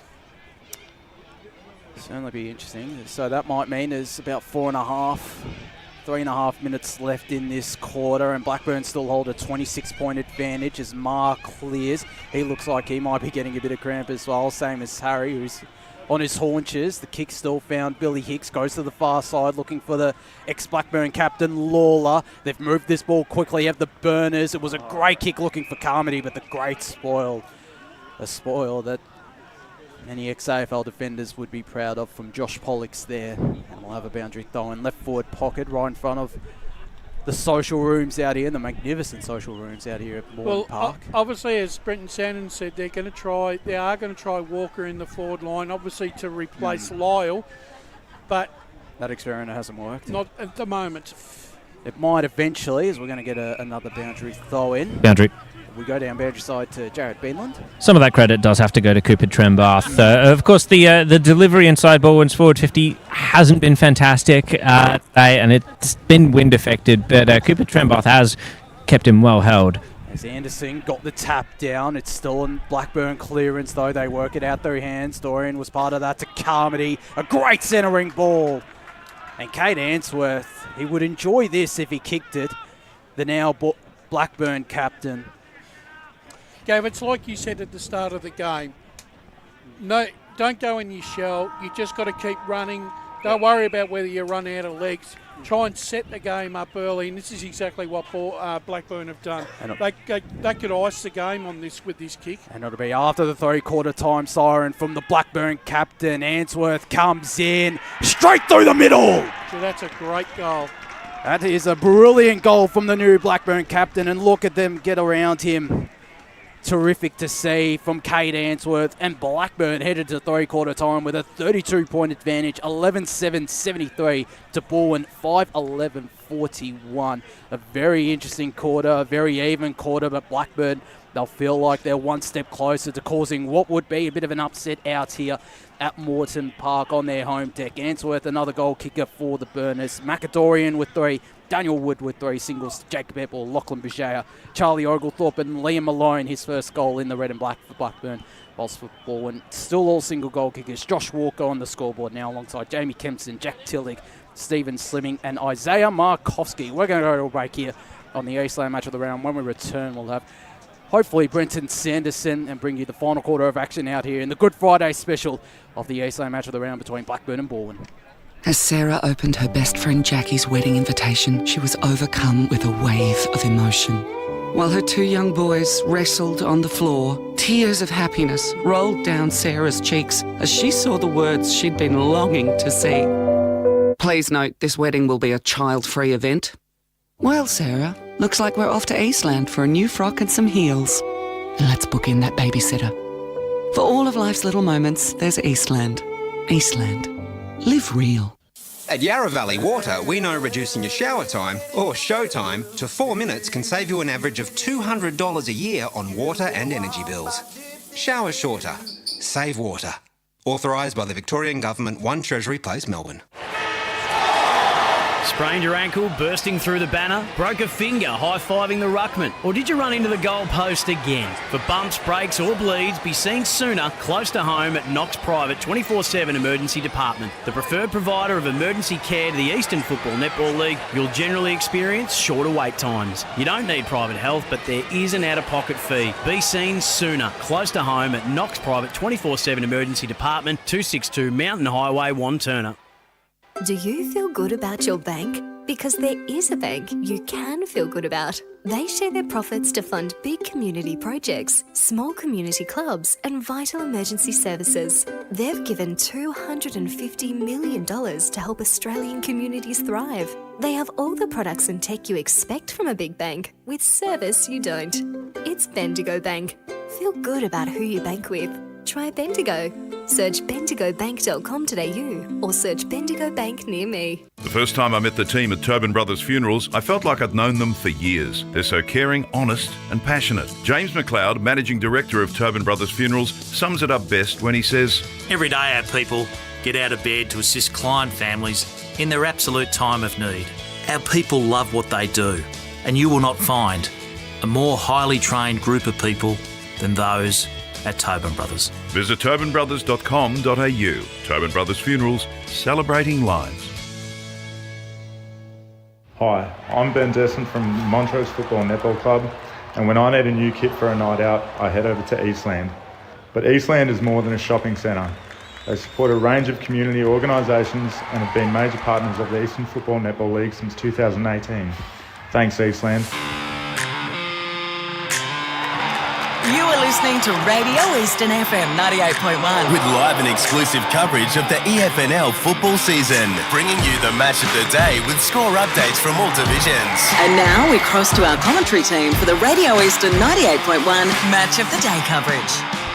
Welcome back to Moreton Park for the Eastland Match of the Round. Blackburn leading 11-7-73 to Balwyn 5-11-41 as we head into the final quarter of action in this Good Friday special out here in the Eastland Match of the Round. Premier Division footy at its best. Josh Ward here alongside Gavin Casey, Ryan Long, Wayne Brasher, Paul Yukone and Chris Curtis and Jared Beanland on the boundary. Hopefully we'll get Brendan Sanderson for an interview. It'll be interesting to see what he has to say or hear what he has to say about Balwyn's performance so far. But Gav, I'll go to you first. Blackburn, they weathered the storm a little bit from Balwyn, who started in the middle of that third quarter, started to get on top, but they deserve this advantage heading into the final break, don't they? Yeah, since the halfway through the second term, they've got their forward impetus is turning into shots at goal, and to win that last quarter to the non-scoring end, they kicked 3-1 to 1-5. Boundary. So there's a tail of tape in missed opportunities for Balwyn, and as we go boundary side for three-quarter time boundary. Thanks, Gav. I've got Brenton Sanderson, Balwyn coach here. What was the message at three-quarter time, Brenton? We've just got to play with some dare now. Like I think we're 5 goals down going into the win, so it's going to be tough. But We've just got to look for opportunities to score, take the game on, and create turnovers from our great defence. Any movements of the Magnets? Oh, so many today. They're all over the place at the moment. We're trying to just get some sort of change. We got beaten in the midfield today. Our forwards have really struggled, and our backs have been badly beaten. So that's the challenge now, is playing with a little bit of pride and looking for opportunities to score where we can. You're wanting some endeavour. What do they can give that? What do they need to do when they got ball in hand? I would take some risks, get some overlap run, look for opportunities to come through the corridor. But yeah, we can't die wondering here. We've got to keep taking the game on. Thanks, Brett. Good luck. Well, he's right there. They do have to take the game on. Yeah. But down on the other hand, the other side are actually playing like winners, and at the moment, and the fact that, look, they've got to do it against the Breeze, especially in the fact that the Balwyn midfield hasn't fired all afternoon. It's hard to see how, to find run now, right in the last quarter after running hard in the first 3 quarters, and you're 5 goals down. You got to be a good group, even though it's round 1. But I still think they've got their work cut out here, Balwyn. Yeah, I'm with you, and I think Balwyn are a side. I mean, the reigning premiers, they are a side that you're not writing them off, but no. But I'm just saying, I think because of Blackburn, the way they're playing at the moment, they don't look like they're going to have that sort of lapse in this game, and I think they're strong enough. Their defence has been so well set up. They're not going to allow a flurry of goals in this final turn. Boundary. Well, we saw it last week with Mitchum as we go down boundary side to Chris Curtis. Yeah, thank you, Josh. Just in that 3-quarter time huddle, a lot of the chat around Blackburn was just about mentality and going 12 rounds. One marker that was moved on the whiteboard was Philak Teethers starting on the wing, just like he did in the second quarter. Certainly going to be interesting to see how it goes. But we saw that with Mitchum last week. They were, as you guys mentioned, the better side for 3 quarters and 20 minutes. Obviously, this is a much more bigger margin, and they're kicking against the Breeze ball and heading into this last quarter. But that should give them hope. If Vermont are able to do it, then certainly Ball and the reigning premiers are able to do that, as we're just about to get started in this final quarter. Final couple of patrons dispersing from the ground, and there was a big Blackburn following at the huddle, and there was certainly a lot of Ball, but not as much as Blackburn as they can do it, Balwyn, but are they playing well enough to do it? This is the $64 question. They've got to make up 32 points for starters before they even look like that they're going to win the game. Who's their fire starter? That's right. We're about to find out. Gav Casey to get us underway in this last quarter. Anderson in the ruck for Balwyn versus Harry, who was dominant before he had a breather. And he won the tap at ground level. It's a scrap for the ball. Bowen Smith, what a champion he is. He eventually finishes out with Wilson on the wing. Quick inside 50. Walker doesn't take it, knocks it on inside 50. You want to get his hands on it more. So it's out of the defence now with Stoddard going wide with the hand pass. A lot of yellow around if this hand pass doesn't get out of congestion. Turnover ball. Levers there. Round it. Tries to get a hand pass off to the runner. Now can't get out of pressure. Can Balwyn the ball inside 50 and in the corridor. Finally it goes. Been chopped off by Philatides. He's gone long, hoping for Bajaya. He takes the mark on the chest in the end. The opponent doesn't get to him before the ball gets to Bajaya. He looks for options. Got a short pass up to the leading option, Malone. Chopped off in the end by McDermott. He's got some support. Hand pass over the runner in Rid. Rid's got time to look at a pass, and he finds his teammate at half forward. Nice play along the boundary line for Balwyn. Another short on. Walker gets onto the end of the kick of Tillig. Walker's got another short. It's a bit proppy, but it does find the leading option, and it's good mark taken by Haley. So Haley, this is the fire starter normally for Balwyn. He hasn't got on the goal sheet yet, but from the boundary line, this is the big moment. The champ normally gets to a level. Haley from 45, the most acute angle he can have at this ground. He drifts right, then he puts it towards the goals, hooking, and is short, and the big mark in defence. Blackburn have been great in defence again, and it's that defence holding up. This time it's in the hands of Trembuth. Great play there from one of the young stars of this Blackburn lineup. Certainly held his own and done really well on Josh Walker as this ball worked up to the right half-back flank. Well, there was mark of the day. He clearly is winning at the moment. Is there a mark of the week still? Ringwood Master mark of the week, Ryan? No, not at this stage. Because that certainly would have been a contender as Blackburn are slowly moving this ball on the far side. Answorth to Lawler, the current captain to the former captain.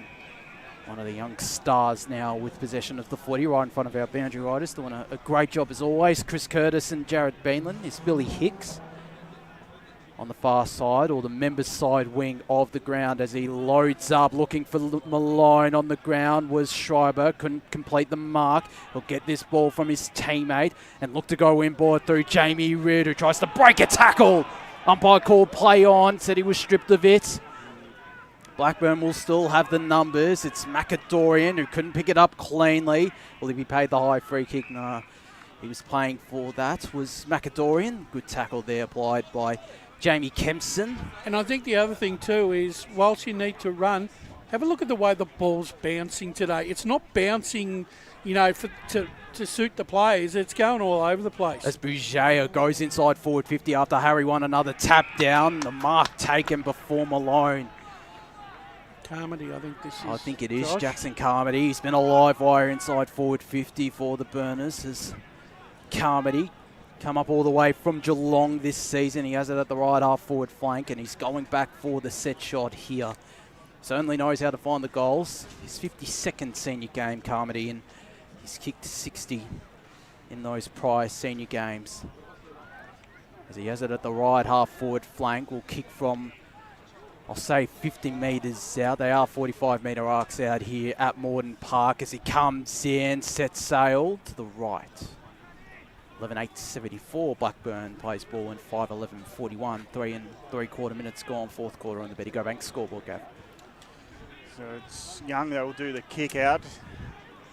Where's his options? No movement. Nil movement at all. The Tigers seem bereft at the moment of ideas. So he'll go down the middle, hope for someone running onto the ball, and beautifully done there. So Urban hands it off. Now they go through the corridor, do Balwyn. Back position, Tillig couldn't take that mark. So again, the defence holding up nicely. Boundary. As we go boundary side. There just needs to be more movement down the field for Balwyn. They don't seem to have the energy to produce that, because Blackburn, they've been dominant aerially all game. Yeah, Winter was dominant there in that contest, gets it to half forward, but Balwyn trying to run off defence. Now they go through the middle. Markossi, his pass has been intercepted, well read, and this time it's the 70 of Curran. So Curran and Winter have been great in intercept marks. Long ball, it might beat everyone to the goals, but the bounce of the ball doesn't get to the goals for score, and it goes out of bounds right post. Missed opportunity in effect, but it was a surprising shot at goal in the end. It was. Would that be a mark for your senior debut from Aaron Curran? Loads up from the centre square and potentially gets the goal there, but nevertheless, it's still inside attacking 50 for Balwyn, Gav. Or Blackburn, I should say. So yeah, Balwyn, they're holding up just at the moment. Next goal for Blackburn might just end it, as it's trying to get onto his worm. He gets it out and wide. Lawler. Bajay is underneath it. Too short for the pass. Being chopped off by Kempson. He's handing it off. They're trying too fast to get going. Balwyn, and they're getting themselves into trouble. Turnover ball. Now Oglethorpe gets it long in. Malone has to push off, and in doing so to get to the contest, he's conceded a free kick.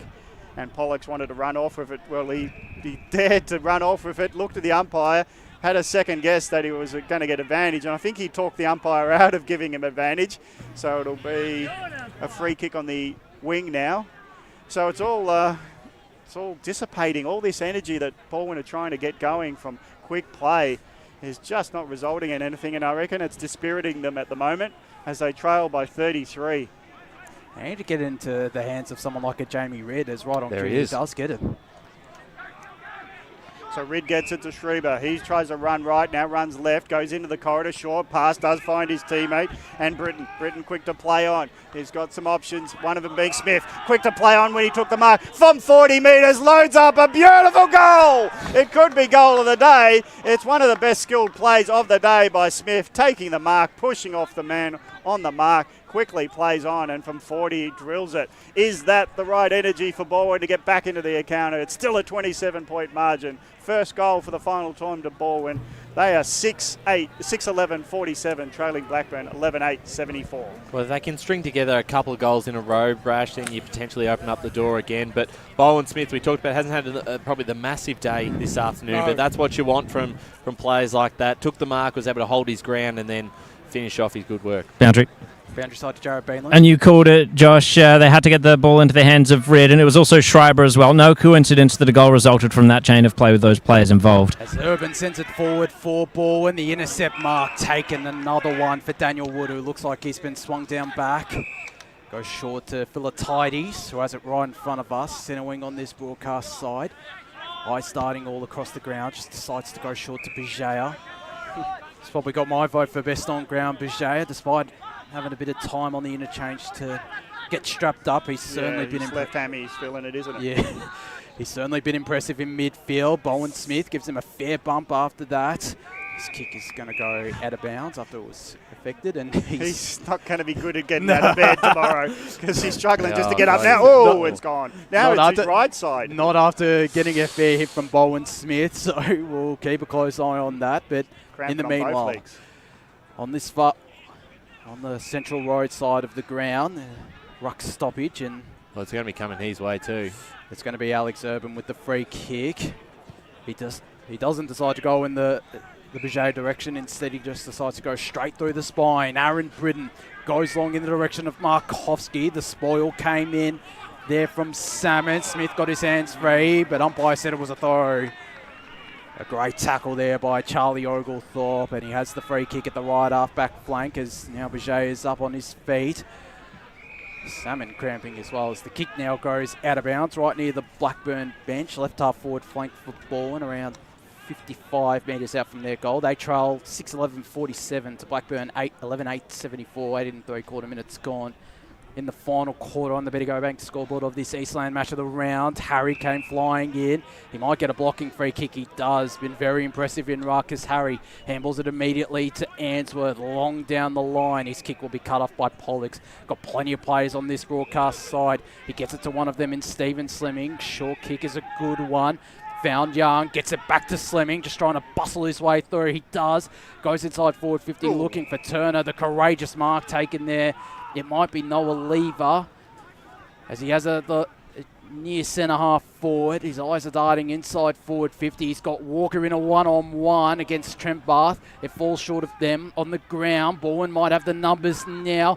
Just trying to ride the bump there was Haley. Britton was there. Looks like he's been swung up forward, and umpire says, give it to me. I'll ball it up. 9.5 minutes gone. Still a 27-point margin in favour of Blackburn. So Balwyn desperate for the next scored goal. Walker pushes off in the ruck contest, gets it on the boot, misses to the right. So a minor score. Balwyn 6-12-48 trailing. Blackburn 11-8-74, 26-point margin. 10 minutes into this final term. Balwyn, they've got one last go at it, I think, if they can just get the next goal, maybe momentum can come their way. It's the kick in from Salmon, just decides to go straight through the spine. The big fist there from Schreiber. Blackburn still again have the numbers on the ground, but their kick is cut off by Schreiber once again. That's another going to be another turnover, and Philatides going to be run down. That is a great tackle from Lachlan Young. He'll get this ball back. They take the advantage through Slimming. Young inside forward 50 now.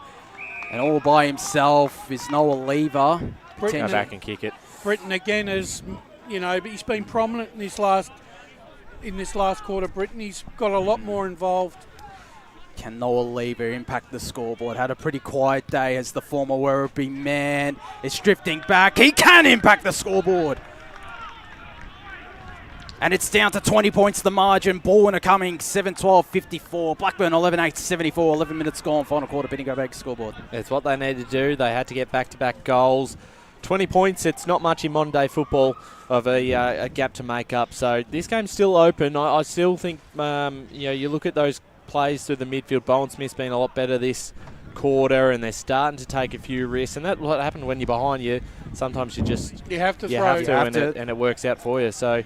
Just an important 5 minutes of Blackburn, just steady the ship. How important was that tackle there? Yeah, Schreiber's kick missed the target in the middle, but that Philatides thought he was beyond the defender, and he got tackled as he bounced it, trying to run away. So big tackle turnover. There's Lockie Young, the hero of that tackle. Gets a long ball from centre-half back. Walker hasn't got into it much, so he just gets beaten by the bounce of the ball. He's got some help, though, from Lever. Lever, long ball in, and no two grabs at it, but it falls the way of Urban. quick kick around the corner. Sorry, that is by Lamont. And it's just dropped short. And now Walker couldn't get on the end of it. They're still under pressure. Blackburn, was that tackle over the shoulder? Says the umpire says yes. And this time it's in the hands of Urban, who have a shot at goal from 30 metres out. And they're under a bit of pressure now, Blackburn, because when the score goes on the board, you start feeling it. Yep. Jeez, how about that bounce, though? Yeah. I was going to say it's almost a Shane Warne wrongin. So Lamont's kick didn't make the distance, but it was still in the dangerous area, and it's now Urban taking the free kick for over the shoulder. Let's get a stat before the kick. Yeah, Balwyn are right on top of clearances in this last quarter, 6-2 their way. So this is a big kick, 20-point margin, 12.5 minutes gone, final term. It's been the non-scoring end, but if Urban can get Balwyn's third for the term, they might be back in the contest. But you can hear from the gasps from their supporters that it didn't even get the distance. So that just shows there's still some wind to affect each kick. Kick across ground. Well, it only got sideways, but Winter still got it safely in his grasp. And 25. So late to the party was Urban, and he's gone encroaching on the mark. Maybe he should have never been on the mark when he came so late. So the kick from Winter goes down the line. Drop mark. Oh, that's a big contest right in front of us. And that is one of the heaviest tackles you'll feel. I felt it. And Tillig is now mouthing off to Philatides. He got a free kick in the end. Well, he deserved it for impact, I reckon. That was a car crash. And Tillig might be one of those semi-trailers. And then now it's the kick down the ground marked by in defence by Pollux. He's certainly feeling it there, is Nathan Philatides, as Balwyn look to go through the middle, leave a stud, step it up in this final quarter. Goes to Lockie Young. Broadcast side, he goes to Bowen Smith, who goes the dangerous 45-degree kick. It'll pay off. Farron Britton, again, he's starting to get into the contest, playing up forward, inside 50, looking in the Tillich direction. It's the spoil from Riley Winter, almost been a brick wall in defence. Salmon's there to mop up, got it out to the far side, or the members' side out here at Morton Park, back pocket, in the hands of Ben Horsnell. Has it right in front of the grandstand. Goes along down the line, looking in the Hicks direction. It's Silvani coming in from behind, taking the intercept mark. Been thrown into defence. That's the son of the Carlton great Stephen Silvani. Goes inside forward 50 in the Walker direction. It might bounce its way through. It doesn't. It'll be just a minor score. Boundary. 7-13, 55. Balwyn plays 11-8, 74. Blackburn, 4.5 minutes gone, final quarter. We go down boundary side. Yeah, Blackburn becoming a little less considered with going forward. I think that's giving Balwyn a bit more of a chance in the air. They're finding it very hard to clear the area. Got under it was Kempson. He couldn't get a hand pass out to a wide runner, so they'll have to be the tacklers. Now the kick goes forward, not looking until now. Was Carmody. He'll run onto it with only the goals in front of him, but the defence get onto him quickly. He still gets his hands on it. He bursts away from two, and he hooks it around for the sealer! Carmody, he had all to do. The ball got behind the defence. He ran onto it, took his time to get onto it because the ball bounced above his head. But when he did, he danced around the defence and he kicked the goal, which might have just ended it. Yeah, Tobin Brothers' goal of the day, contender, absolutely. Just did enough to get a hand to it to be able to maintain possession against two defenders, and the snap was brilliant.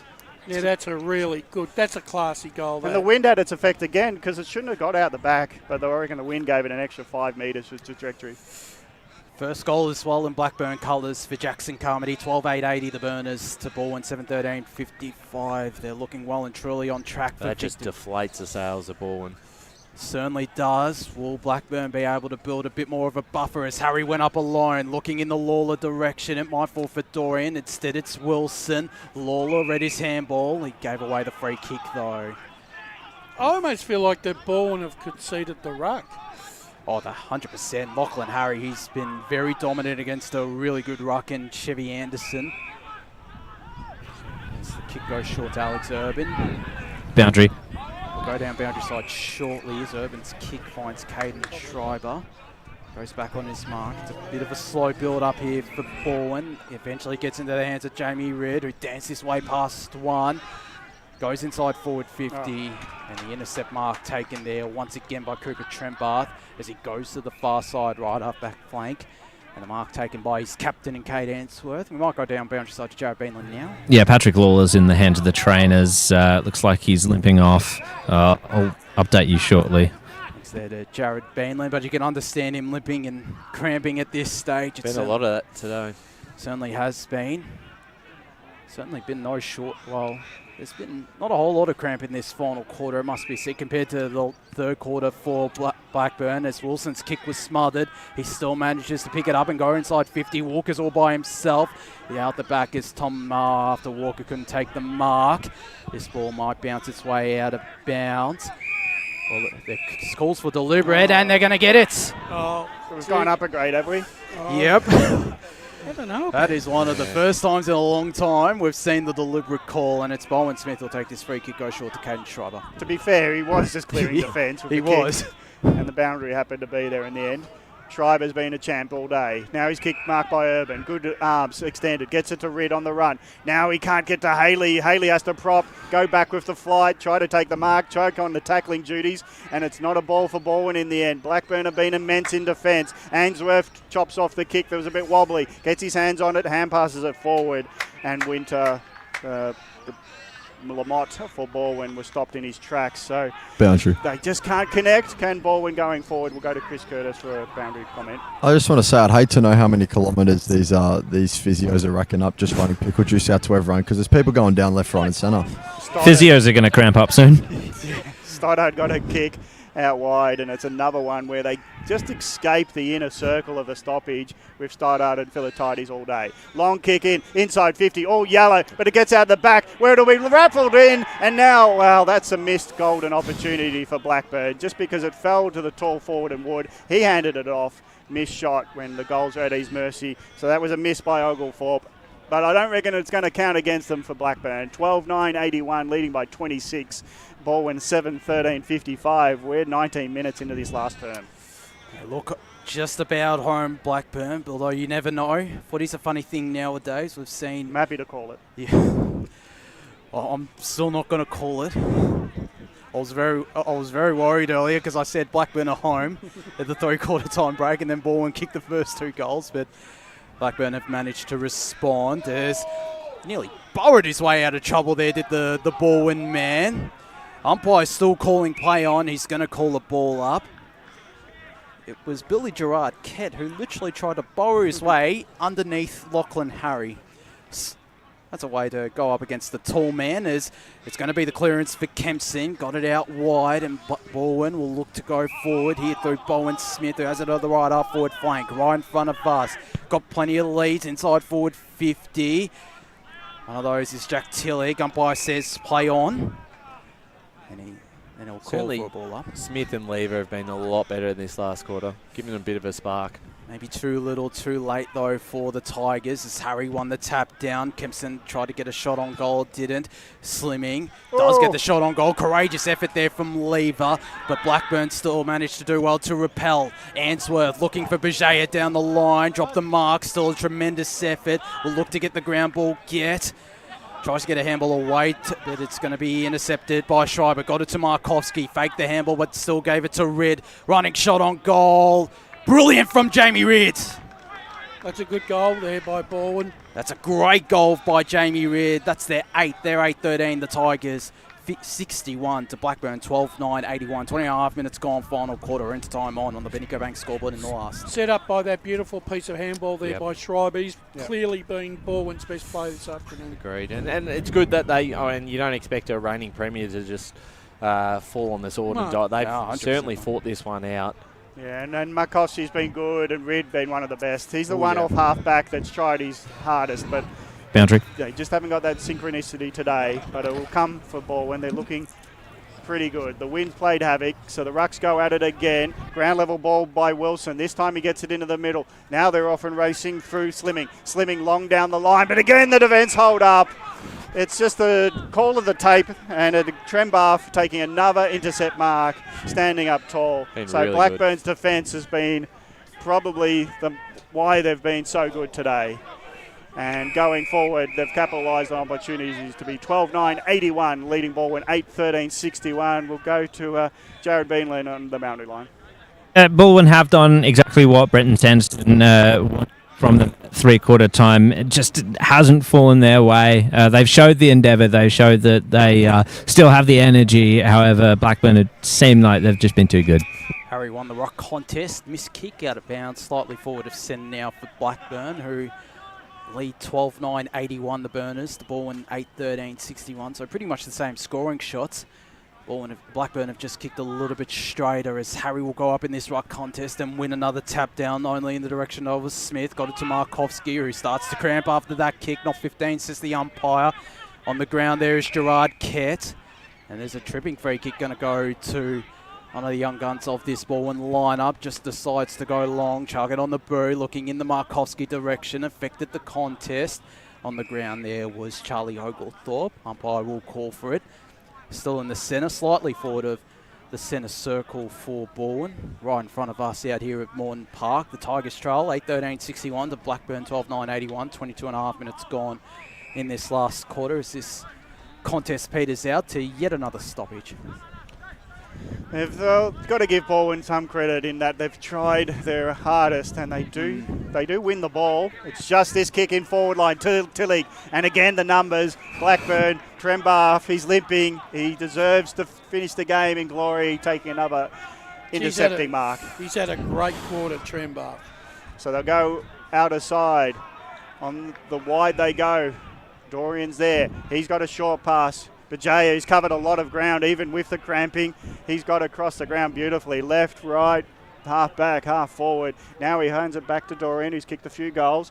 Underground hand passes to himself, I think. No one else there, so he does take it. And it was a bit of Candy playing with himself there and eventually kicks it out in the full. Maybe that was part of his tricks. And it's out of bounds on the full. Blackburn 20 points lead, and Balwyn, they don't have too much to counter at the moment.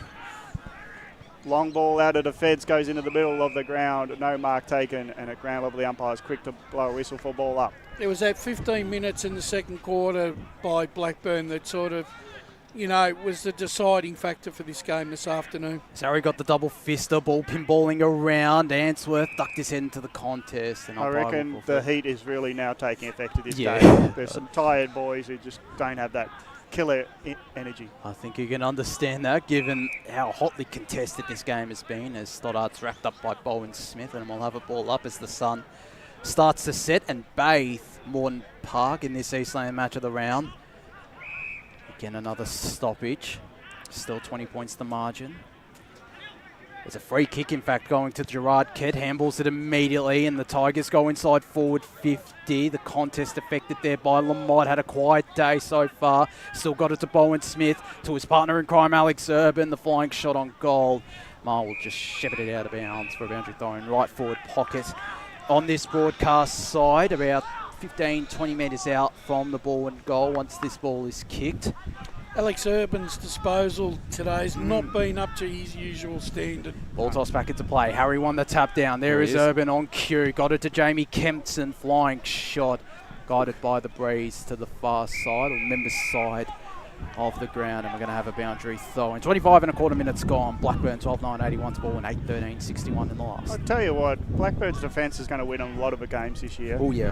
They're not conceding good shots for Balwyn. Maybe Balwyn don't have a forward option to dominate today, but Blackburn intercept marks, good tackles late. But this time there's a shot at goal flying from the contest. No goal for Urban, and it's a miss behind for Balwyn. 8-14-62, but they're always rushed at their attempts at goal, Balwyn. 8-14-62, trailing Blackburn 12-9-81. Impressive day for the Burners to start season 2025. Certainly has been. They're going to get the 4 points here, are the Burners, and make a bit of a statement out here on their home deck as Lawler throws it on the boot. It might bounce its way out of bounds. Pollux manages to keep it in. He'll get this ball back, dance his way past one. Handball inboard to Schreiber, who still had a terrific day. Got it to Alex Urban. Into the middle he goes, looking for Bowen Smith. Handball over the top, finding eventually Tom Wilson. Wilson goes inside forward 50 to Charlie Haley, who'll wheel around under pressure from Oglethorpe.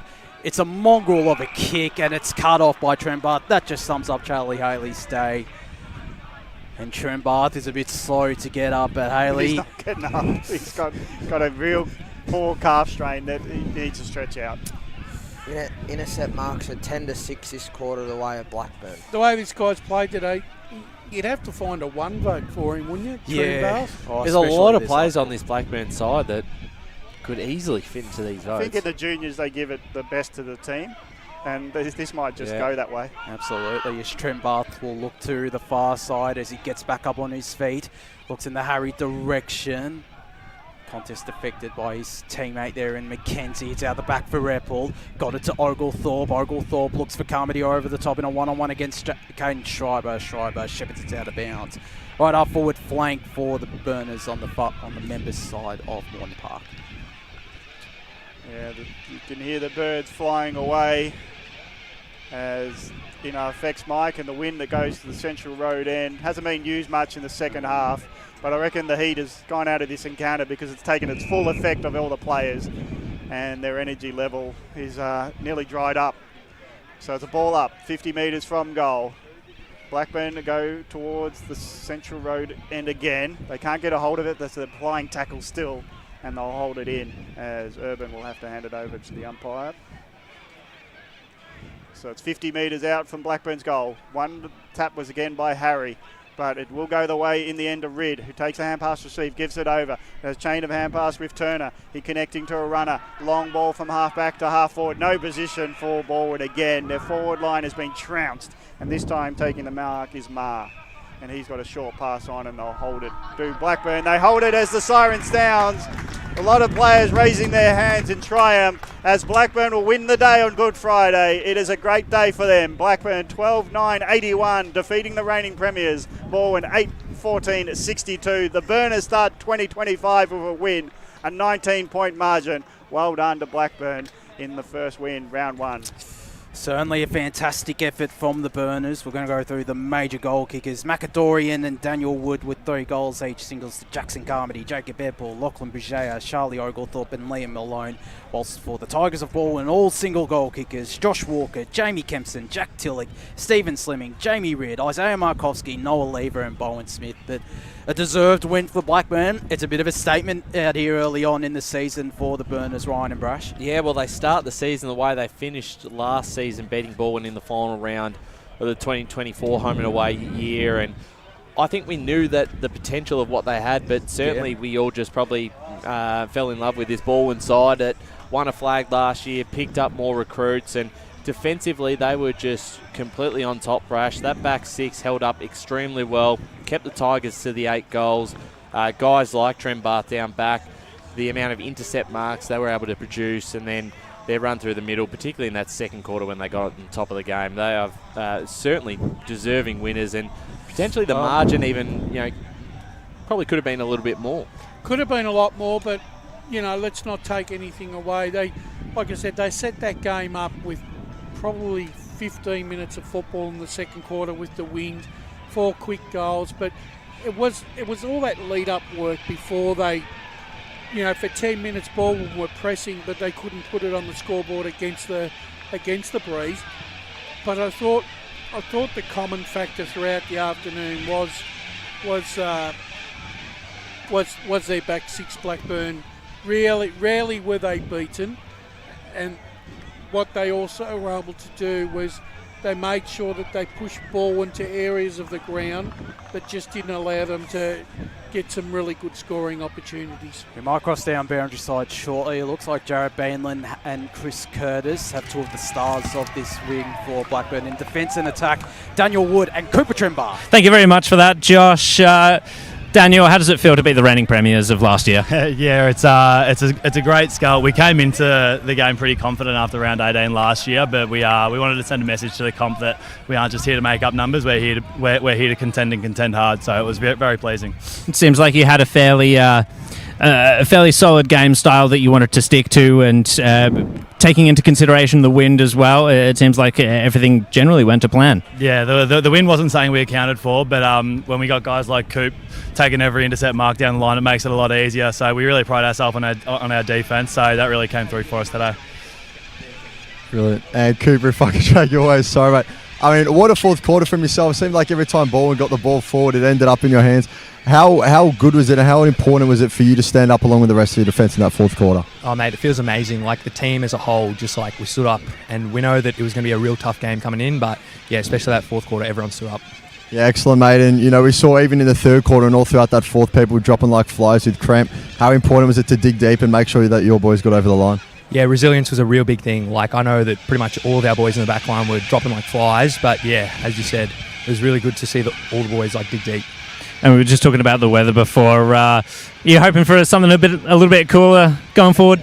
Yeah, a little bit cooler it'd be lovely, but at the same time, can't really complain with the sun out and the crowd like this here at Moreton Park. So it was pretty good. Yeah, and speaking of the crowd, how does it feel to have so much support behind you guys? Yeah, it's unbelievable. We know we've basically got a 19th guy out in the field when we've got the crowd around here like this. The support's unreal. They really get us through, especially like those fourth quarters when it's getting pretty tough. So they really pick us up. And how important is it for you boys to take this momentum on to next week? Oh, just like every game, it's really important to stitch together good parts of play and, just keep going on and on. Brilliant. And what's the rest of the weekend look like in terms of recovery for you guys? Oh, just lots of ice baths, I reckon, because it's real warm, so maybe pop down to the beach, but who knows. Excellent, mate. Congratulations. Well done and best of luck for the rest. Thanks there to Chris Curtis and Jared Bainland down on the boundary doing a magnificent job as always. As hopefully we'll get the Blackburn song, or it looks like they're coming back. Spoken with those. They're two. Well, I think Cooper Trembath is certainly a young player. Daniel Wood, he does have that experience at the VFL level, but they spoke really well and both played really key roles today. As we've got just about 9 to 8 minutes left in this Eastland match of the round. Blackburn winners 12-9-81 to Balwyn 8-14-62. Do we want to go through our awards? We'll start with the Tobin Brothers Goal of the Day. I'm going to nominate Mackenzie Dorian's goal in that far side forward pocket. I thought that was a really good one. Any? I think it was the second quarter. Pretty sure. Any other options? Are we happy to give it? There was certainly that one on the boundary line from Dorian where he kept the ball low. Yeah. Right, I think that was definitely goal of the day because he timed that perfectly. Gav? Yeah, I think so. And he got 3 goals, and he was important in that 2 goals in the second term when they got lively, so he deserves goal of the day in terms of his contribution. Absolutely he does, so we're going to give the goal of the day award to Mackenzie Dorian. Hopefully we'll get the song courtesy of Tobin Brothers Funerals, celebrating lives, as we're getting a little bit of a signal. We'll cross down to Jared Bainland.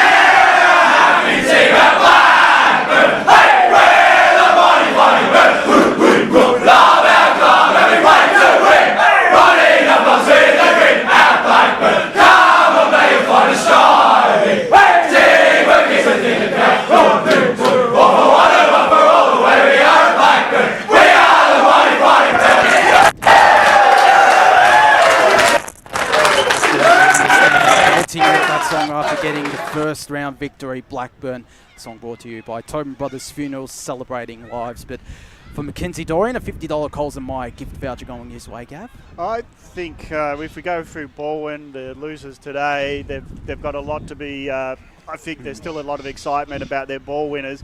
But for me, the worry, and I'm not sure if it's just a hot day, but Walker never got involved. No. I think they need a new role for him, or change the way they go forward, maybe. Well, the other, like Brendan Sanderson said, with Jordan Lyle retiring, they're actually hoping that Walker can play that role, but maybe Walker's not that. He maybe doesn't have the tank that Lyle has to be able to roam the forward. I don't know. He played so well defensively last year that's his position. Yeah, I agree. So they've got a bit of work to do with that. But I'm not too concerned about Balwyn after today. I think it's round one does throw out some interesting results too. I think it just said more about Blackburn. Well. I reckon Heat plays a factor, and Blackburn and Balwyn might have had a shorter pre-season. You never know. Blackburn might have had the conditioning. Let's go through Eastland, yes, best on ground. Let's go through our 3, 2, 1. I've got to go to you first, Ryan. I'll give one to Schreiber. I thought for Balwyn, he was by far their best player. Certainly kept him in at stages. He's run off the half-back line. And there was a lot of Blackburn players here. I've missed out for the 1 vote. But I've gone Schreiber with the 1. I've gone 2 to Bajaya. I thought, particularly when the game was there to be won early on, he was just massive around the contest. And I've gone 3 with the skipper, with Ainsworth. I just thought he was fantastic. And I've left out Trembath. I've left out a few others who I think are Dorian that could easily fit into the votes. But they were my 3, Brash. Yeah, look, I'm going to give 1 to Schreiber. I thought he was clearly Balwyn's best player for the afternoon. I'm going to give 2 votes to Lockie Bajaya, like you. I thought his contribution around the ground was exceptional. And my 3 votes, I agree with you. I've got to give it to the captain, Cade Danworth. I think he kicked a crucial goal when they needed to in that third quarter, but his run and carry through the midfield and off that half-back line he didn't really put a foot wrong for most of the afternoon. Jarrett Bainland, Chris Curtis on the boundary. Yeah, so I've actually gone for one for Nathan Phylactides.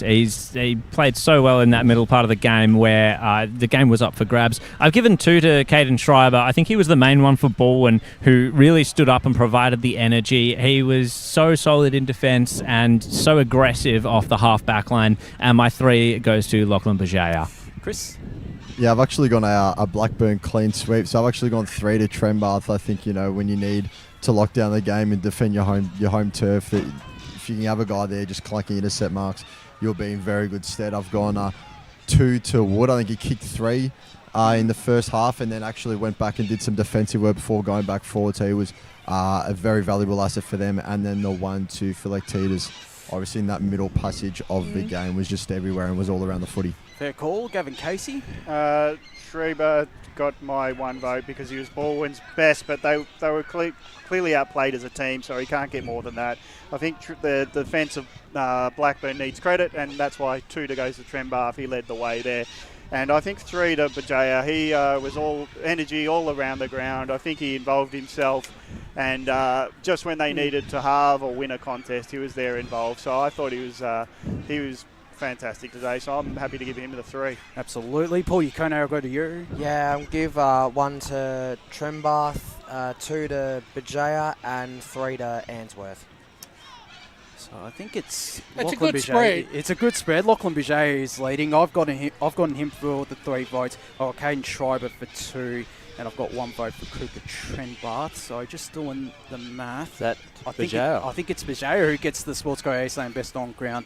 Certainly been superb. $50 Sportsco Eastland Best on Ground voucher going his way, right? Absolutely. So congratulations to him. Before we go, we've got someone about to depart. Yeah. The media team. Yeah, that's you, mate. I'm surprised I haven't been kicked out yet. Yeah, I thought your performance was really poor today. That we're just going to have to let you go. No, congratulations. We do have security. Yeah, we do have security to escort you out of the ground. But congratulations to you. You've picked up the role out at Northern Football Netball League. Yes. Which is massive for you and very well deserved. You're obviously Ryan. a very valued member of the media team here, and I can pretty much speak for everyone that we're all going to miss you. I'm sure the Surrey Park boys are going to miss you as well. Spidey might have to take over pumping them up. Yeah, someone will have to do that, but congratulations to you. I know we've got about a minute and a half left, but quickly, what's a couple of favourite moments since you've been here? Oh, I mean, the tangles and the scoops have certainly been my favourite moments, but probably my favourite moment was getting to call that grand final last year. That was to call the match-winning goal and the final siren. That was Surrey Park Donvale. That was one I will never forget. I'm glad that was the final Surrey Park game that I ever got to call, but there's certainly been some great moments. It's funny because the first game that I ever did for an Eastland Match of the Round was out here on Anzac Day, Blackburn and South Croydon, and I was on the boundary. I was a nervous wreck, and I was doing it with Fod down there, Matt Fodier down there, and it's great that I got the opportunity to call with you guys this final game, and I'm grateful every day for the experiences I've had with the EFNL media team. I'm going to miss being part of the Eastland Match of the Round, the podcast, pumping up Surrey Park as much as possible. But I'm looking forward to this new opportunity, and who knows, I might still put my head into on the odd occasion. But thank you so much, everyone, for making my time enjoyable. Congratulations, you've come a long way. We've got 30 seconds left. I'll let you close it out. Thank you, Ryan. Great job on special comments alongside Wayne Brasher as well. Thanks, and good luck to you, Josh. Thanks, Brash. Jared and Chris, great job on the boundary. Thanks, Josh, and all the best. Paul Yukone in the Stats Centre. Thank you, Josh. Good luck, and all the best. Thank you. Matt Spider Lee, Gavin Casey doing a superb job. You'll smash it. Good luck to you, mate. Thank you so much. Lee and Megan Green always doing a superb job, courtesy of LKLM Media. That does us out here at Morden Park for the Eastland Match of the Round. Blackburn winners 81-62.